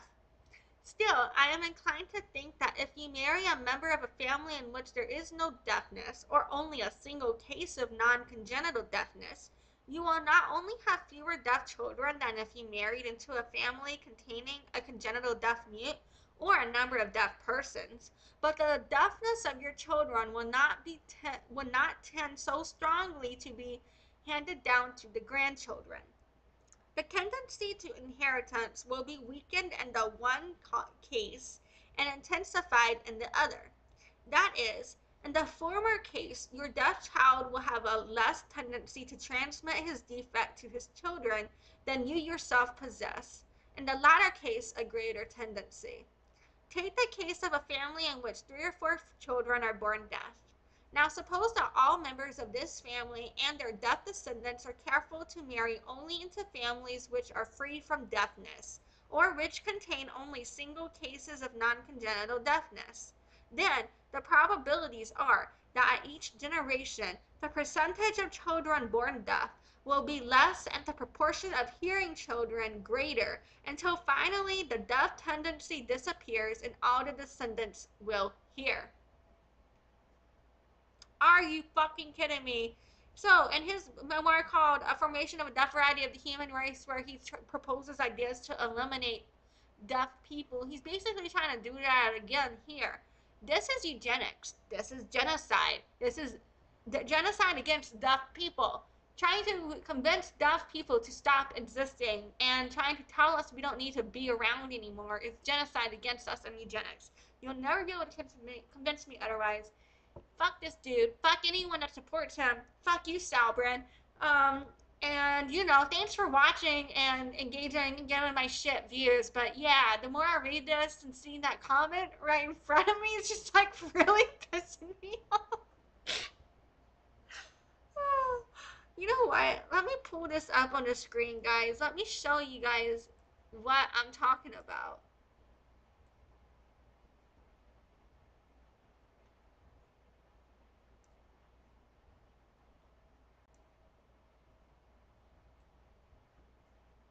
Let's see.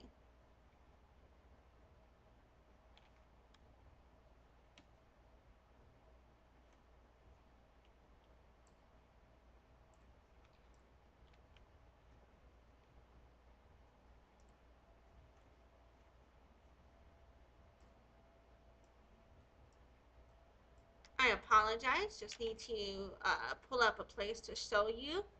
You know what? Nah, because I think it's important. We're just going to take a moment just to look.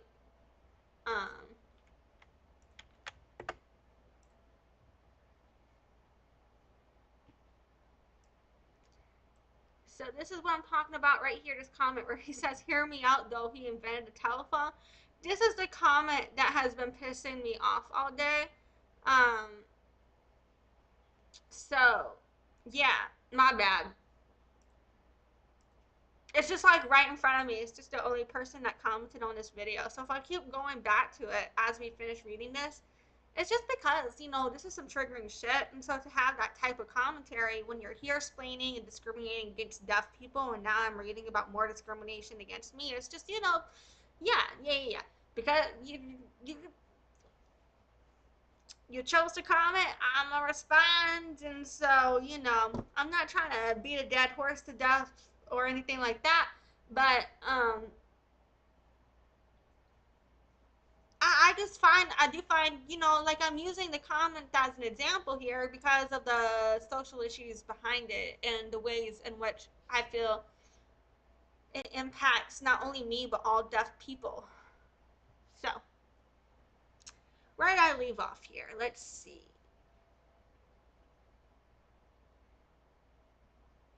Oh, all right. Found it. You know what that reminded me of? The Yes dance from like, I remember seeing it in like 2008 maybe, where it's like, stop, I lost my contact, found it, ding ding ding ding ding ding ding ding. If you don't know what I'm talking about, ignore me, and if you do, I'm sorry.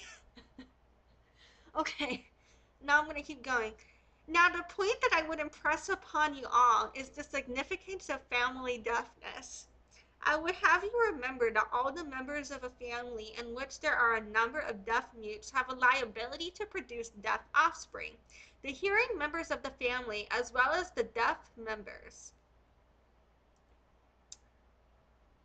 This, I think, is the explanation of the curious fact that the congenitally deaf pupils of the Hartford institution who married hearing persons had a larger percentage of deaf children than those who married deaf mutes. It is probable that many of the hearing persons they married had brothers or sisters who were born deaf. Cases will constantly arise in which a proposed marriage will appear undesirable and desirable both at the same time. For example, now he's trying to tell us that deaf people, that we're undesirable. Oh my god. He was like, you might desire to marry an undesirable person. Are you fucking kidding me? I feel so bad for any deaf person that had to sit through the bullshit that is this speech. But the good news is about being deaf. This is called deaf gain. It is a little bit easier to tune out, when people just start saying shit you don't want to hear. You just take those hearing aids off, boo. You don't need it. You stop looking at their lips, stop lip reading, stop putting the effort in, stop filling in the gaps, mentally check out, make a grocery list. You know what I mean? I'm over here like, okay, I need water bottles. um, yeah. What the fuck? Okay, let's just get through the paragraph, Lexi. You can do this. For example, a semi-mute having no deaf relatives may form an attachment for a congenitally deaf person in whose family deafness may be hereditary. Of course, I have nothing to say as to what the young people should do. Then what the fuck did you just leave us this goddamn? I have nothing to say for what you should do, but here's probabilities for your guidance. I need to guide you, but I have nothing to say. But then you also say you have prejudice. You basically say you have prejudice if you don't listen to me. What the fuck is that? I just lost my page. Where are you? Oh my god. Fuck you, dipshit. Okay, then he says, that is a matter for them to decide. I cannot even undertake to advise. You were just, he's contradicting himself so much. Fucking hypocrite. The semi-mute will have no tendency to have deaf children if he or she will marry a person of similar kind, class 1, or marry a hearing person belonging to a family in which there is no deafness. Hence, this person, by marrying a congenitally deaf person in whose family deafness is hereditary, will create a liability to have deaf offspring which should not otherwise exist. From this point of view, the marriage is undesirable. Are you fucking kidding me? From this point of view, from your ableist perspective, as an ableist, as an autist, as someone who discriminates against deaf people, dipshit, your point of view is to be an asshole and you suck, and like, I'm sure your mom and wife probably wanted to kill themselves from having to live with you. Like, fuck you, dude. Let's keep going. On the other hand, From the point of view of the person born deaf, such a marriage is extremely desirable, for it will diminish the hereditary tendency in his family. Oh my god, disgusting! What the hell? Alexander Graham Bell. In such a case, the friends of one party would probably favor the union, and the friends of the other advise against it. And the mutual friends of both could only say, it is desirable to one and undesirable to the other. We cannot advise. Your own hearts must decide the matter. You suck ass, AGB. Because this whole thing just sounds like somebody who is not impacted by these issues trying to play devil's advocate with people's trauma instead of fucking listening to us. Anywho, now I have come before you tonight to show you that there may be something in my researches of benefit to you. I want also to assure you that there is nothing of harm. You can't decide what is or isn't harmful to us because you are not us. You don't get to decide that because oppressors decide what is or isn't harmful. They're always going to keep oppressing. They never think they're bad. You know what the fuck I mean? That is so gaslighting, and that's so dismissive of deaf autonomy. It implies we can't make our own choices for us and shit like that. Like, you can say you may not have intended to harm us, but intention is not the same as impact. At the end of the day, it is extremely fucking harmful. So that itself is more proof you don't know what the hell you're talking about. So why the fuck are you putting all this work into shit you know nothing about? It's hatred. Hatred. Let's keep going. I want to disabuse your minds entirely of the idea that I intend or desire to interfere with your perfect liberty of choice. Disabuse? Are you fucking kidding me? He's abusive. You are abusive. And we've already shown in the memoir. The lie detector has shown that was a lie. And then, continuing on, he says, I claim the right to advise you as I would advise my own children or any young people in whom I feel an interest. So you admit right here you are trying to influence decisions. You just admit it, because what is advice? Let's look up, what is the definition of advice? Offer suggestions about the best course of action. Recommend. Inform. So you are trying to influence the decision. Asshole. You just admitted it. He keeps contradicting himself. You listen to him speak. He doop, doop, doop, doop, doop, back and forth, back and forth. You're like a ping pong ball. Okie dokie. Let's see here. Where the fuck did I leave off again? Oh yeah. I want to, oh nope, read that. You suck. Okay. He said, I claim the right to advise you. Such entitlement. He feels entitled to speak over deaf people. That itself is disturbing as hell.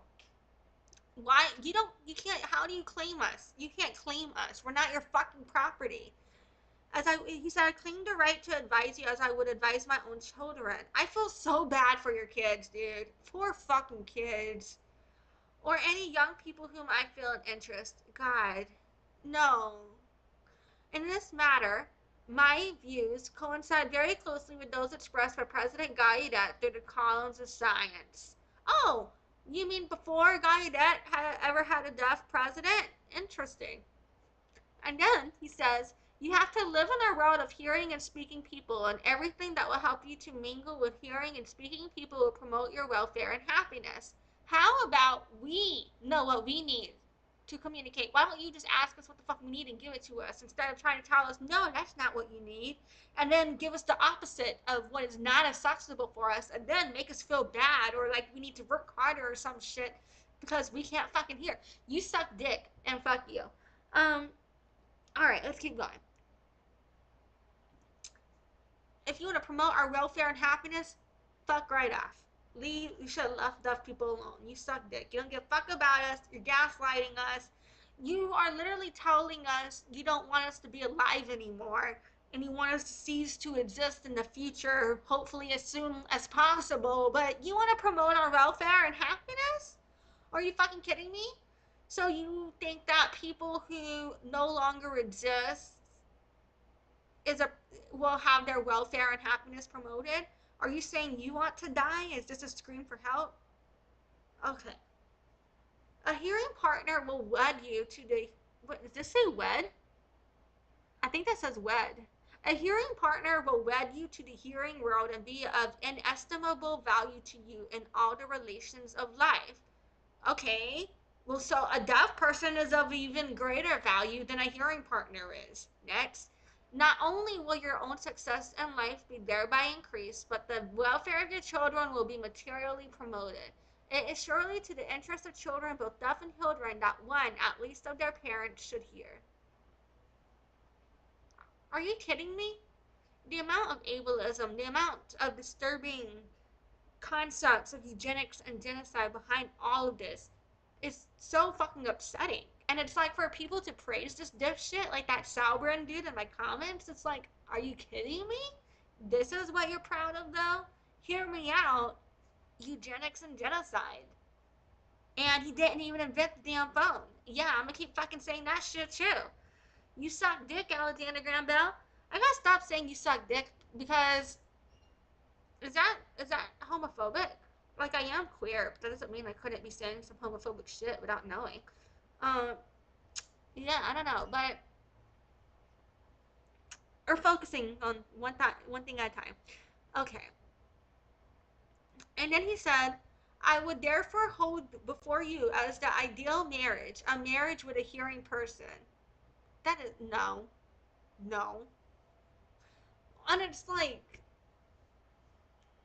it's so funny because he already acknowledges in his memoir, Upon the Formation of a Deaf Variety of the Human Race, that deaf people like to marry each other.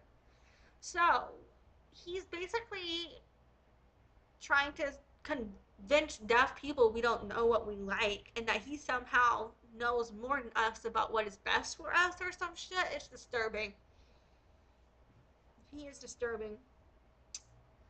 Okay. And then he says, do not let anyone place in your minds the idea that such a marriage cannot be a happy one. Do not let anyone make you believe that you cannot find a hearing person who will treat you as an equal. What about do not let anyone make you believe that you are less than others for being deaf? Do not let anyone make you believe that you are a defect. Do not let you believe that deaf and having deaf families is a bad thing. Fuck you, dick. Okay. Then he says, the chances are infinitely in your favor that out of the millions of hearing persons in this country, you may be able to find one with whom you may be happy. That happy then, that you should find one among the smaller numbers of the deaf. Are you kidding me? He's like, there's more hearing people, so you'll be happier with it. Fuck you. And then he says, I think the sentiment is hurtful that makes you believe you can only be happy with a deaf companion. Nope. Hearing people are not hurt by deaf people wanting to only be with deaf. That's like crying deaf discrimination. I'm sorry, no. It's not possible. That is, are you kidding me? This is DARVO. He is doing DARVO right now against deaf people. Let's look up DARVO. He deny, attack, and reverse victim and offender. That is what this is. He's denying he did any of what he did. He's attacking deaf people, telling us we have prejudice and telling us that our sentiment is hurtful.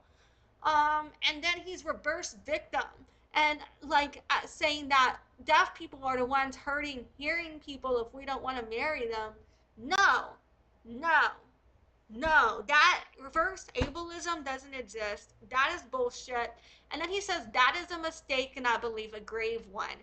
You're a fucking mistake and everything you've ever done is a mistake. You literally didn't even meant to patent or take credit for the invention of the telephone because you're trying to make hearing aids and you couldn't even fucking do that, asshole. Someone else had to come do it off your work.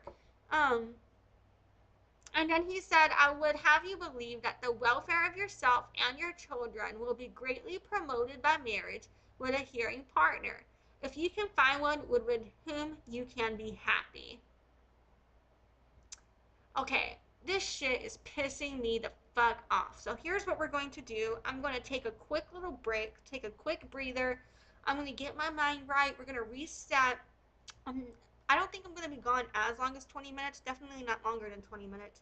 I'm going to put in the replay, obviously, when I can update the comments and everything, the timestamps, so this part can be skipped. But I'm going to go and break. I'm going to be right back. Adjust your volume if you need to, because loud music is about to play. And I am going to be right back, and we're going to leave off here where it says, and now, my friends, I must thank you very much.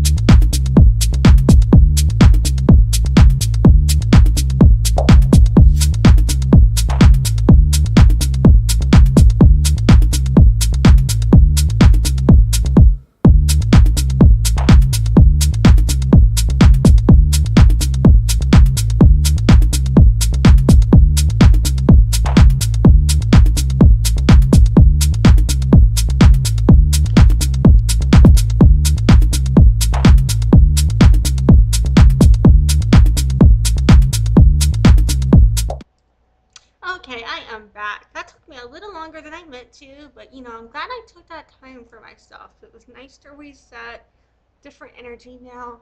I'm over here like I'm so calm, but watch me flip out again in 5 fucking seconds. But um, I'm probably gonna, yeah. Okay, all right, let's keep going.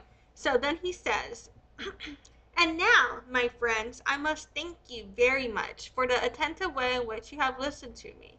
And I hope that you will all dispel from your minds any idea that I intend to interfere with your liberty of marriage.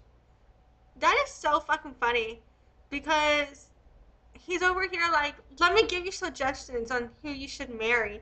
But I hope this doesn't make you think I have any plans on interfering with it. That is so fucking funny. No, bitch, you made yourself look way worse. Are you fucking kidding me?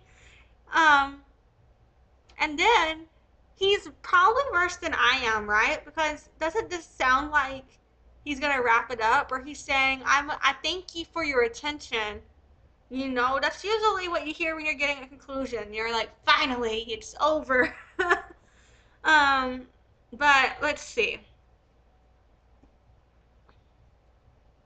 I know that very grave misconceptions of my position and views have been circulated during the past few years among the deaf. Are you kidding me? No. Deaf opinions on hearing oppression of deaf is not a misconception. You don't know what is a misconception because you have no deaf lived experience. So you're gaslighting someone about something you don't even know. Um, and also, you're the one who fucking circulated it, starting in 1883 when you gave damn speech. You know what the fuck I mean? You circulated this. Deaf people calling you out. You just refuse to take accountability for deaf people realizing what the fuck you did. This is you not taking accountability. And then he says, I have before me tonight an audience composed of the brightest and most intelligent minds among the deaf, and I want you to help me in dispelling these ideas. Oh my god, tokenization. This is probably what he does to his mom and his sister. This is token ass shit. Wow. Yo, fuck you.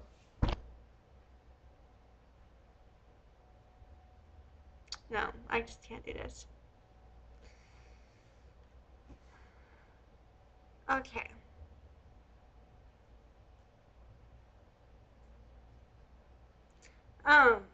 I'm losing my place again.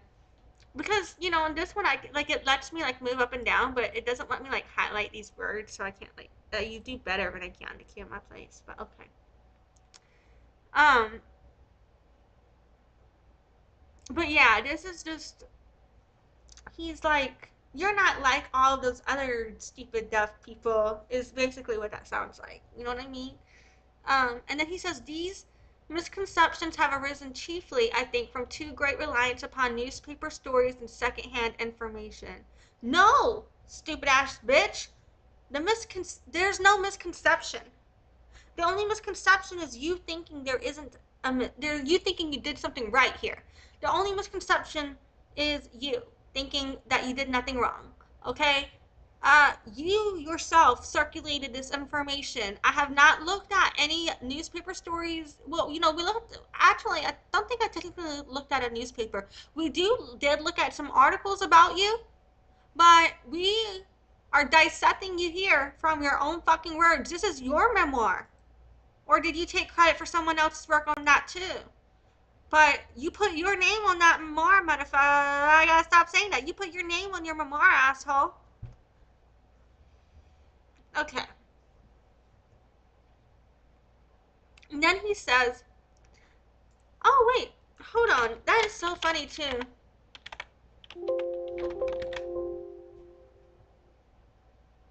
Where he says, another and very powerful method of obstructing intercourse with hearing persons and compelling deaf mutes to associate exclusively with one another would be to disseminate throughout the community incorrect ideas concerning the deaf and dumb so that people should avoid and even fear them. That kind of sounds like what you're trying to do right now. Only this time you're trying to tokenize deaf people to do it, and you already admitted that this was your plan in the formation of a deaf variety of the human race. So I'm just saying, own up to your actions. And then he says the newspapers seem to know a good deal more about my opinions and views than I do myself. That's because you don't know what the fuck you're talking about. And he says, and I am constantly seeing items about myself that have utterly no basis in fact. That's literally hilarious because not a single one of your prejudice against deaf people has a basis in fact. Yet here we are. Like literally, neither of your memoirs, neither this memoir or this address has any basis in fact, and you even admitted that people criticize your collection of data and your ability to maintain accurate data. You admitted this. So, that's interesting. You tell on yourself and then you deny what you told on yourself for doing. Isn't that funny? Okay. And then he said, only a few weeks ago, I read in a newspaper a long report of an interview with me that never took place. That's great. So that doesn't really discredit any of this work unless you're trying to claim it never took place. Are you trying to claim this address never took place as well? So even if that didn't take place, you know what I'm saying? It's like, did that not take place in a way where it's like, perhaps someone was talking about the report of the interview and they were summarizing what Alexander Graham Bell said, but because for example, they were calling him say someone was like, Alexander Graham Bell is a piece of shit committing genocide against deaf people and is bragging about it. That's a good summary of his memoir, but he never technically said those words. So I'm wondering if it's more of that situation where someone was validly critiquing him, but because he can't take critique, he's like over here trying to discredit them. Or, say it was a hit piece, like less fact checking back in the day is available. Say it was fake news. Oh my god, that's such a Trump line. Fake news. That's hilarious. So say it was fake news, that happened. It doesn't discredit the shit that actually did happen that you put your name to. You know? Okay. And then he said the substance of that article has been copied from paper to paper all over the United States. Well, if that is true, I honestly think that is fucking hilarious because that's what you said you wanted to do to deaf people. Alright. Now let's keep going. Then he said, I happened to be suffering from a slight headache when the reporter called at my hotel. Not a headache! And I thought this would afford a good excuse for avoiding an interview. I therefore sent my compliments to the reporter and begged to be excused. He went away, and I thought that was the end of the matter. Alas, no. Next morning, I found myself in the paper in large capitals giving forth opinions relating to the education of the deaf that I had never expressed. I'm assuming that they got that information from something he wrote or from other shit he actually did say. And I'm honestly going to have a very hard time believing Alexander Graham Bell because I've already proven the ways in which he has so much cognitive dissonance of his actions. He has no understanding of these topics. He doesn't even know what a deaf lived experience is like, yet he's trying to speak over deaf people on deafness and trying to tell us we're a calamity to a road, that we're a defect and shit like that. No. Okay. And then he says, now I would impress upon your minds the fact that if you want to do a man justice, you should believe what a man says himself rather than what people say he says. That is hilarious considering you're over here just like, yeah, I don't need to listen to you, any of you guys, about your life, okay? I know more about all of your lives than all of you. He's literally saying that, and then he's saying, but don't forget you should believe what a man says himself rather than what people say he says. You are gaslighting, and that's also triggering because it also sounds, what, I'm not even gonna, I kind of want to go there. It's, because it's like, it reminds me also when you call out people for causing harm in the community, such as SA, everybody will be like, well, let's see what he says. You know what I'm saying? Like, let's go see what the oppressor says. You know what I'm saying? It's like, it's like whenever you try to call like whenever you try to call a genocide a conflict or imply that both parties have the same amount of power, and and in the past, before I understood more about the situation, there are times, or before I knew the right words to call it, or understood, even if I knew the level of the gravity of the situation, I wouldn't understand the harm of some of my words would referring to certain genocides as wars or conflicts because those are terms that I was just like assimilated into using. But then you learn and you realize and you're like, oh shit, you know what I mean? So it's kind of like that. But this dude, he has no self awareness at all. And he started off by tokenizing his deaf mother and deaf wife. And now he's like, all right, let's tokenize you too. Um, and then he says, there is no man in America, I think, who has been more interviewed by newspaper reporters than I have. And I can assure you that I have never yet seen a report of an interview with me that was free from error. I just don't believe him. I really don't. Because he's trying to tell deaf people, he's trying to tell deaf people he never said nothing about trying to prevent us from marrying and none of that. But we just read his memoir. So it's because of that I don't believe him because he's already tried to claim to say he didn't say all of the things he said. So it's like I'm kind of believing. It's like a news report here and there having some errors, I get. And not every single news reporter can't have possibly, you know what I mean? Like, not when you have as much money or influence. Like, you run the media. You got sign language banned at the 1880 Milan conference, and you're telling me you really don't want. You could invest in news in some PR control if you wanted to. So you're just bitching, really, that people dare to have an opinion against you, is my perception. Because we've already shown that, maybe your money's tied up with legal cases because of the patenting of the phone or something, but like, you've already shown business plans for how you're profiting off schools. You've already shown how you're making money. At this stage, you've earned a lot of money off the telephone. You could control your PR more if you wanted to. And yeah, you can't really convince me otherwise. Um, I don't think that he actually had any concerns about PR. I don't think he was getting a bunch of errors in his PR because I think he had so much political control. I think he had a lot of and he had control with all of the education. He already admitted to the dissemination line over here, incorrect ideas, and to make us to avoid and fear us. You know what I'm saying? And now he's trying to reverse that, do reverse psychology on these deaf people to get them to tokenize themselves. Oh my God. And then he says, but now I begin to be afraid of you, for you are the interviewers in this case, and I wonder how I shall be reported by you in the newspapers of the deaf. That is such that is the DARVO. That is DARVO.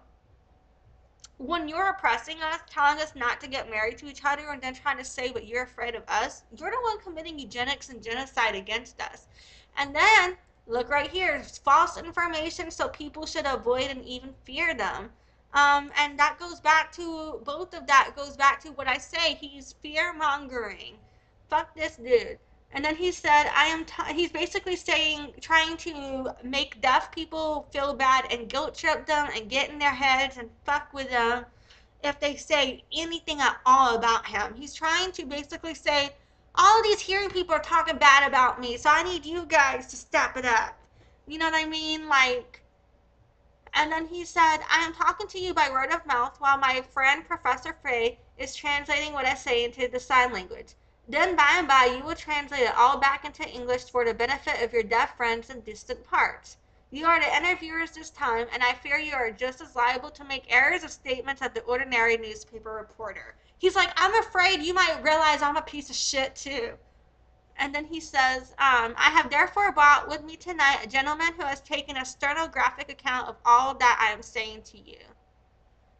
And you're really proud of all that you said because this is all so fucked up and none of it makes you look good. None of it proves the points you said you were going to make, and it all makes you look worse, and it all looks like you're doubling down on discrimination, eugenics, and genocide. Okie dokie, let's continue. Then he says, I will look over his notes and correct them, and then it will afford me pleasure to present every member of the literary society with a printed copy of my remarks. So he can't claim that I'm reporting on false information. Well, he's dead.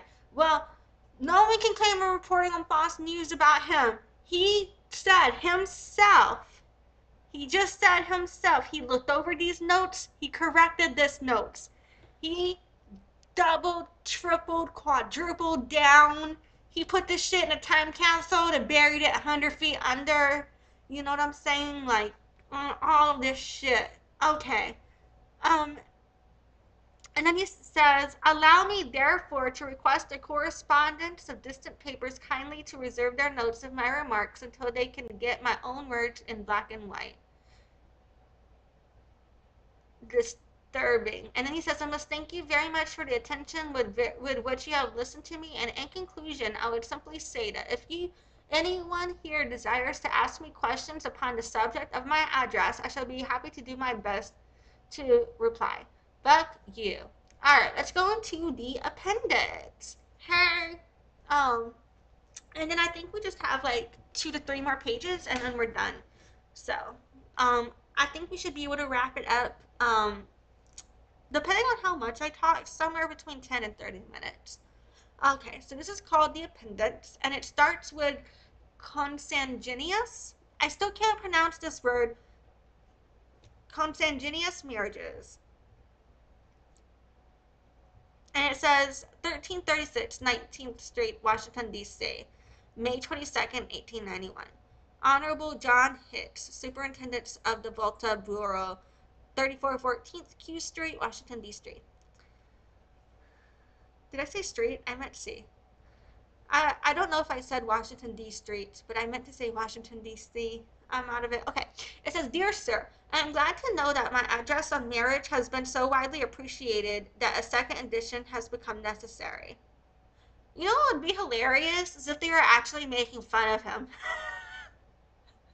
Okay. He says, I learned from your communication. You know what? No, it's probably another kiss ass because I think he only associates with people that kiss his ass.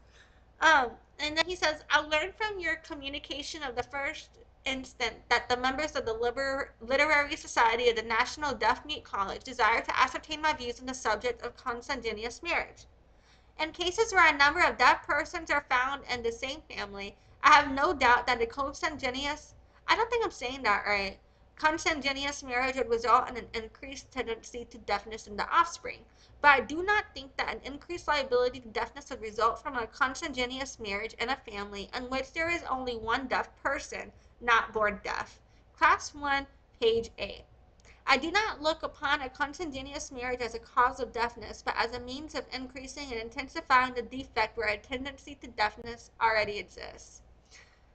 This is just disturbing, and to me, it just feels like he has an incest fetish, to be honest, because stats already proved that has nothing to do with hereditary deafness, okay? And the reason I believe that the stats already proved that is because, as we discussed, more deaf because of hereditary deafness, when deaf people do have deaf kids, there will be more deaf kids born to us than would be likely in hearing people, because not all hearing people have deafness in their family if you look at it that way, but neither do all deaf people, but a lot of deaf people do. But okay, but then if you look at it, there's always going to be way more hearing people because there's so much more hearing people than deaf people. um with the way that genetic deafness does work, ew, I did that again. And the way that genetic deafness does work, there's always going to be more hearing people having deaf kids than deaf people exist. You could kill all the deaf people that are alive right now, all of us gone, and hearing people are still going to have deaf kids. Okay, you would have to keep killing people when you find out they're deaf for deaf people to not exist, because it's a genetic um inheritance trait. It's not a defect, it's just a different characteristic. It's a culture, it's a lifestyle, it's a lived experience. Okay. Where the fuck was I? I think I was somewhere over here. Oh, yes. And then he says, we have no proof that a consanguineous marriage produces deafness in a family which has hitherto been free from the defect. We're not a fucking defect, but at least you finally admit this shit. Because I feel like in certain vernacular, in both this marriage to an address and in the memoir, because he talks about consanguineous marriage a few times in here. Um, well, twice. Um, so yeah, fucking, I kind of believe that he he was over here making some shit up about incest because he was trying to look into that for some fucking reason. But do you look into that for why hearing people exist? Like, I just don't understand. You know what I mean?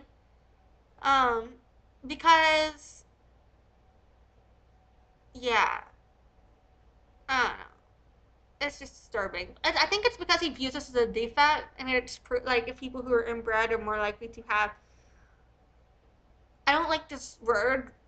I don't know what other words to use, so I'm just gonna say it for lack of better thing. But I feel like there's some ableism and eugenics ass shit. But for lack of a better word, like some gene mutations or different things happening with that. But I don't know what I'm saying. I don't know. But I'm gonna just keep going because I feel like I'm getting into this weird clusterfuck of overthinking and just word vomiting and not making sense anymore. And I'm getting away from my point. It was gone a long time ago. It left the building. Thank you. Thank you very much. Okay. So it then says this subject was considered by the Census Committee appointed by the Jackson, Mississippi Conference 1888, and in their report, see Annuals, volume, is that 34? Pages 232 through 236. I'm not gonna lie, to be honest, haven't had to read Roman numerals like besides one or two digits at a time since probably elementary school when I learned them. Never fucking use this shit. Okay, and it says the committee made the following recommendation to the superintendent of the 11th census, 1890. An impression is prevalent that deafness, blindness, idiocy, and insanity are often due to consanguinity in the parents, and statistics have been collected which show that a considerable percentage of the deaf, blind, not E for deaf and blind, but idiotic and insane are the children of first cousins. But a considerable percentage of hearing and abled people are children of first cousins too, bitch. These statistics, however, can be of little value. Look at the Queen of England. These statistics, however, can be of little value in determining. Well, she's dead. Look at the former Queen of England. The Queen didn't. Well, she long lived. The Queen did live long. Was there something about that chant that made her live longer? Long live the Queen, because that bitch did live a long time. She's a colonizer, like fuck her, but it's actually kind of insane, if you think about the concept of how they would always be like, long live the Queen, and how long that bitch lived. Was that like a spell? Um, okay. These statistics, however, can be of little value in determining the questions involved until we know what percentage of the general population are the offspring of such unions. We therefore recommend that in Schedule Number 1 the questions be asked. Were the parents of this person first cousins? Unfortunately, this recommendation of the committee was not adopted by the census authorities, so that we still lack the comparative data which should make our statistics relating to the deaf of value. I can only therefore state what appear to me would be the probable results of marriage with a blood relative. Look, man, you're wrong about other information making your statistics valuable, but at least you admit that your shit has no value. And then he says, I can only therefore state what appear to me would be the probable results of a marriage with a blood relative. And the probable results: 1. A deaf person, not born deaf, who has no deaf relatives, class 1, page 8, will probably not increase his liability to have deaf offspring by marrying a blood relative. Number 2. A deaf person, born deaf, who has no deaf relatives, class 3, page 8, will probably increase his liability to have deaf offspring by marrying a blood relative. Number 3. A deaf person, whether born deaf or not, who has deaf relatives, classes 2 and 4, page 8, will probably increase his liability to have deaf offspring by marrying a blood relative, especially if that relative should happen to be on the deaf side of the family. For example, if his father has deaf relatives and his mother has none, he will be more likely to have deaf offspring if he marries a relative of his father than if he marries a relative of his mother. To be honest, I kind of feel like this is further proof of an incest fetish because I feel like, okay, fine. Say in your quote unquote scientific mind, you want to discuss possible origins of specific what you perceive as disease is, even if I disagree with you, or medical afflictions, quote unquote. I don't agree that deafness is a disease or affliction, none of that, but the way he treats it. Um, Say you were looking at the cause of a medical condition. You know what? I should have just said that. Fuck.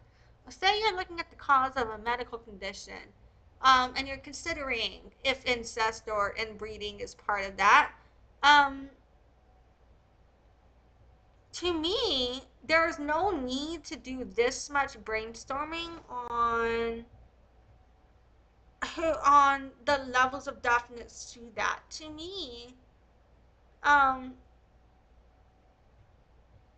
you're just it just looks like some hypothesizing or some fantasy about incest, and I don't get it. It doesn't feel like it has any real scientific or medical correlation to any type of figuring out causes of deafness at this point. It just feels like it's gone beyond that to taking the information to a fetish meets like a eugenicist desire to eradicate it. Like, I don't fucking know.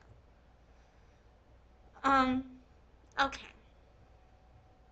And then he says, the laws of heredity seem to indicate that a consanguineous marriage increases or intensifies in the offspring whatever peculiarities exist in the family.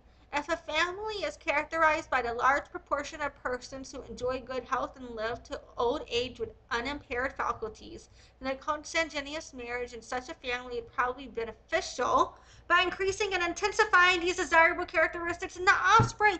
Oh my fucking god! That's why. Oh, I didn't read that. Oh my god! I called it. I called it. I called it.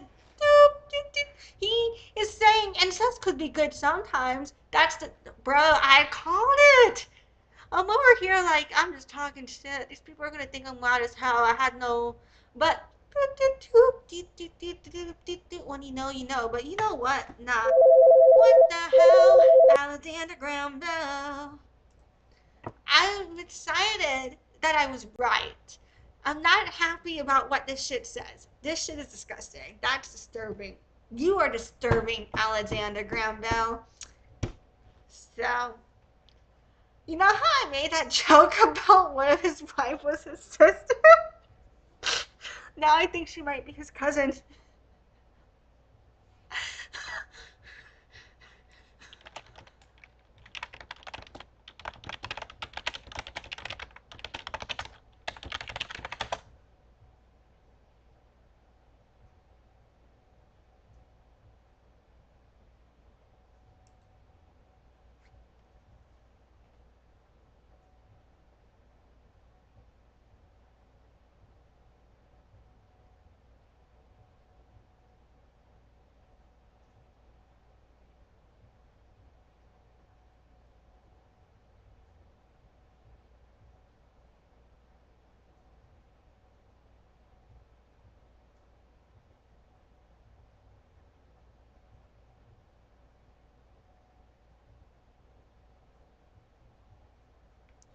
This is not tell me. I'm gonna look into that because that would be hilarious. I am so sorry I'm spending this much time.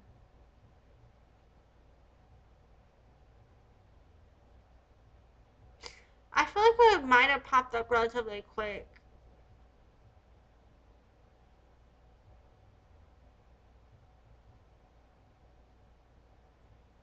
If that was true, but that would be hilarious. Okay.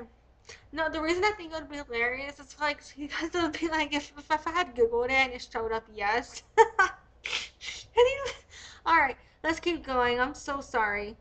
On the he says On the other hand, if a large proportion of the members of a family betray weakness of constitution, for example, if many of the children die in infancy and a large proportion of the others suffer from ill health, only a few living to old age with impaired faculties, then a consanguineous marriage in such a family would probably be hurtful to the offspring. Dude, this shit is just disturbing, and you really can't convince me otherwise. And then he continues to say, a large proportion of the children would probably die in infancy, and the survivors be subject to some form of constitutional weakness. As there are few families entirely free from constitutional defects of some kind, a prudent person would do well to avoid a consanguineous marriage in any case, not necessarily on account of deafness, but on account of the danger of weakening the constitution of the offspring. He is disturbing. Then it says, remoteness of blood is eminently favorable to the production of vigorous offspring, and those deaf persons who have many deaf relatives deaf would greatly diminish their liability to have deaf offspring by marrying persons very remote in blood from themselves. Children, I think, tend to revert to the type of common ancestors of their parents. If the nearest common ancestors are very far back in the line of ancestry, the children tend to revert to the common type of the race. Deafness and other defects would be most likely to disappear from a family by marriage with a person of different nationality. English, Irish, Scotch, German, Scandinavian, and Russian blood seems to mingle beneficially with the Anglo-Saxon American. Oh my god. I need a apparently producing increased vigor in the offspring. So, I can't remember if I said something in part one or part two, but in part one or part two, I forgot which one, I had mentioned that I wondered if the time period of Alexander Graham Bell's lifespan within the time span of slavery and the context of the eugenics in that environment influenced his eugenics against deaf people. And his discussion here regarding nationality, the Anglo-Saxon American, and talking about how European blood mixes beneficially, kind of leads me to that impression. And then he says, I trust these suggestions may be of service to our deaf friends. Yours very truly, Alexander Graham Bell. Deaf community is not your fucking friend. Unless you can tokenize them, apparently. December 29th happens to be my birthday. Um, yeah. Okay. So we read the fucking book. You know, honestly, I'm gonna make a whole fucking book club. This is the second book we read. Jesus Christ.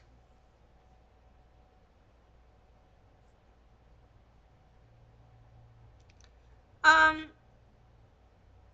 yeah, I need to process my thoughts on this one.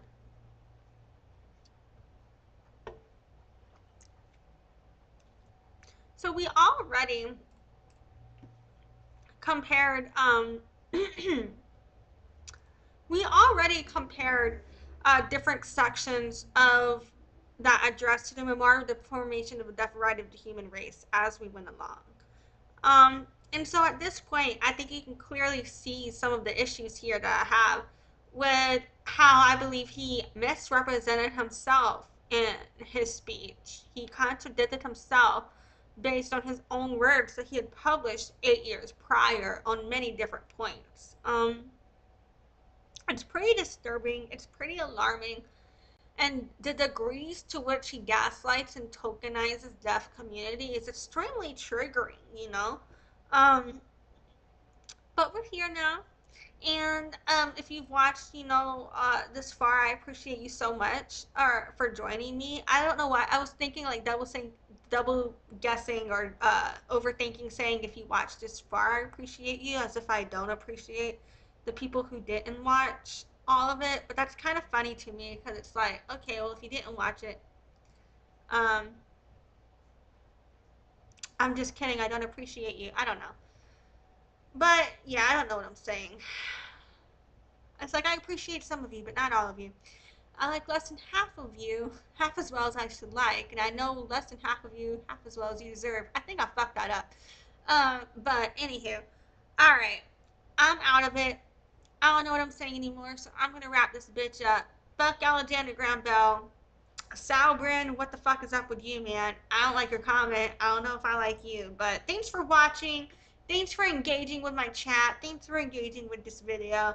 Um, I appreciate you guys. I hope you have a great night. I hope you guys be safe. And yeah, I hope you have a great day. It's the end of the video. The end of the road is here. You can sign up for my loyalty program at melodeafchild.com/loyalty. And you get points for showing up to these lives. You get points just for being here that you can then redeem for discounts on my store. So think about that. I've been having some problems with cutting myself off before I meant to end the live. So I'm going to play a little promo reel just to make sure, I'd rather have this playing at the end than accidentally keep cutting myself off again. So hopefully this strategy will prevent me from cutting myself off from now on. So, and this is what I'll probably do from now on. Anywho, I appreciate you so much for being here. Thank you for your time today, and I hope you have a great day.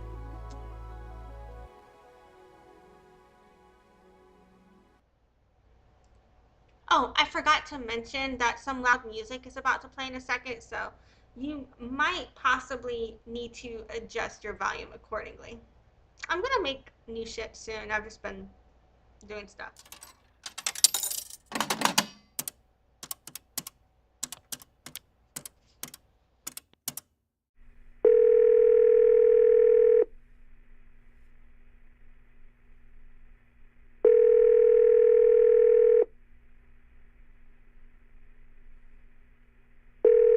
No one is available to take your call. Please leave a message.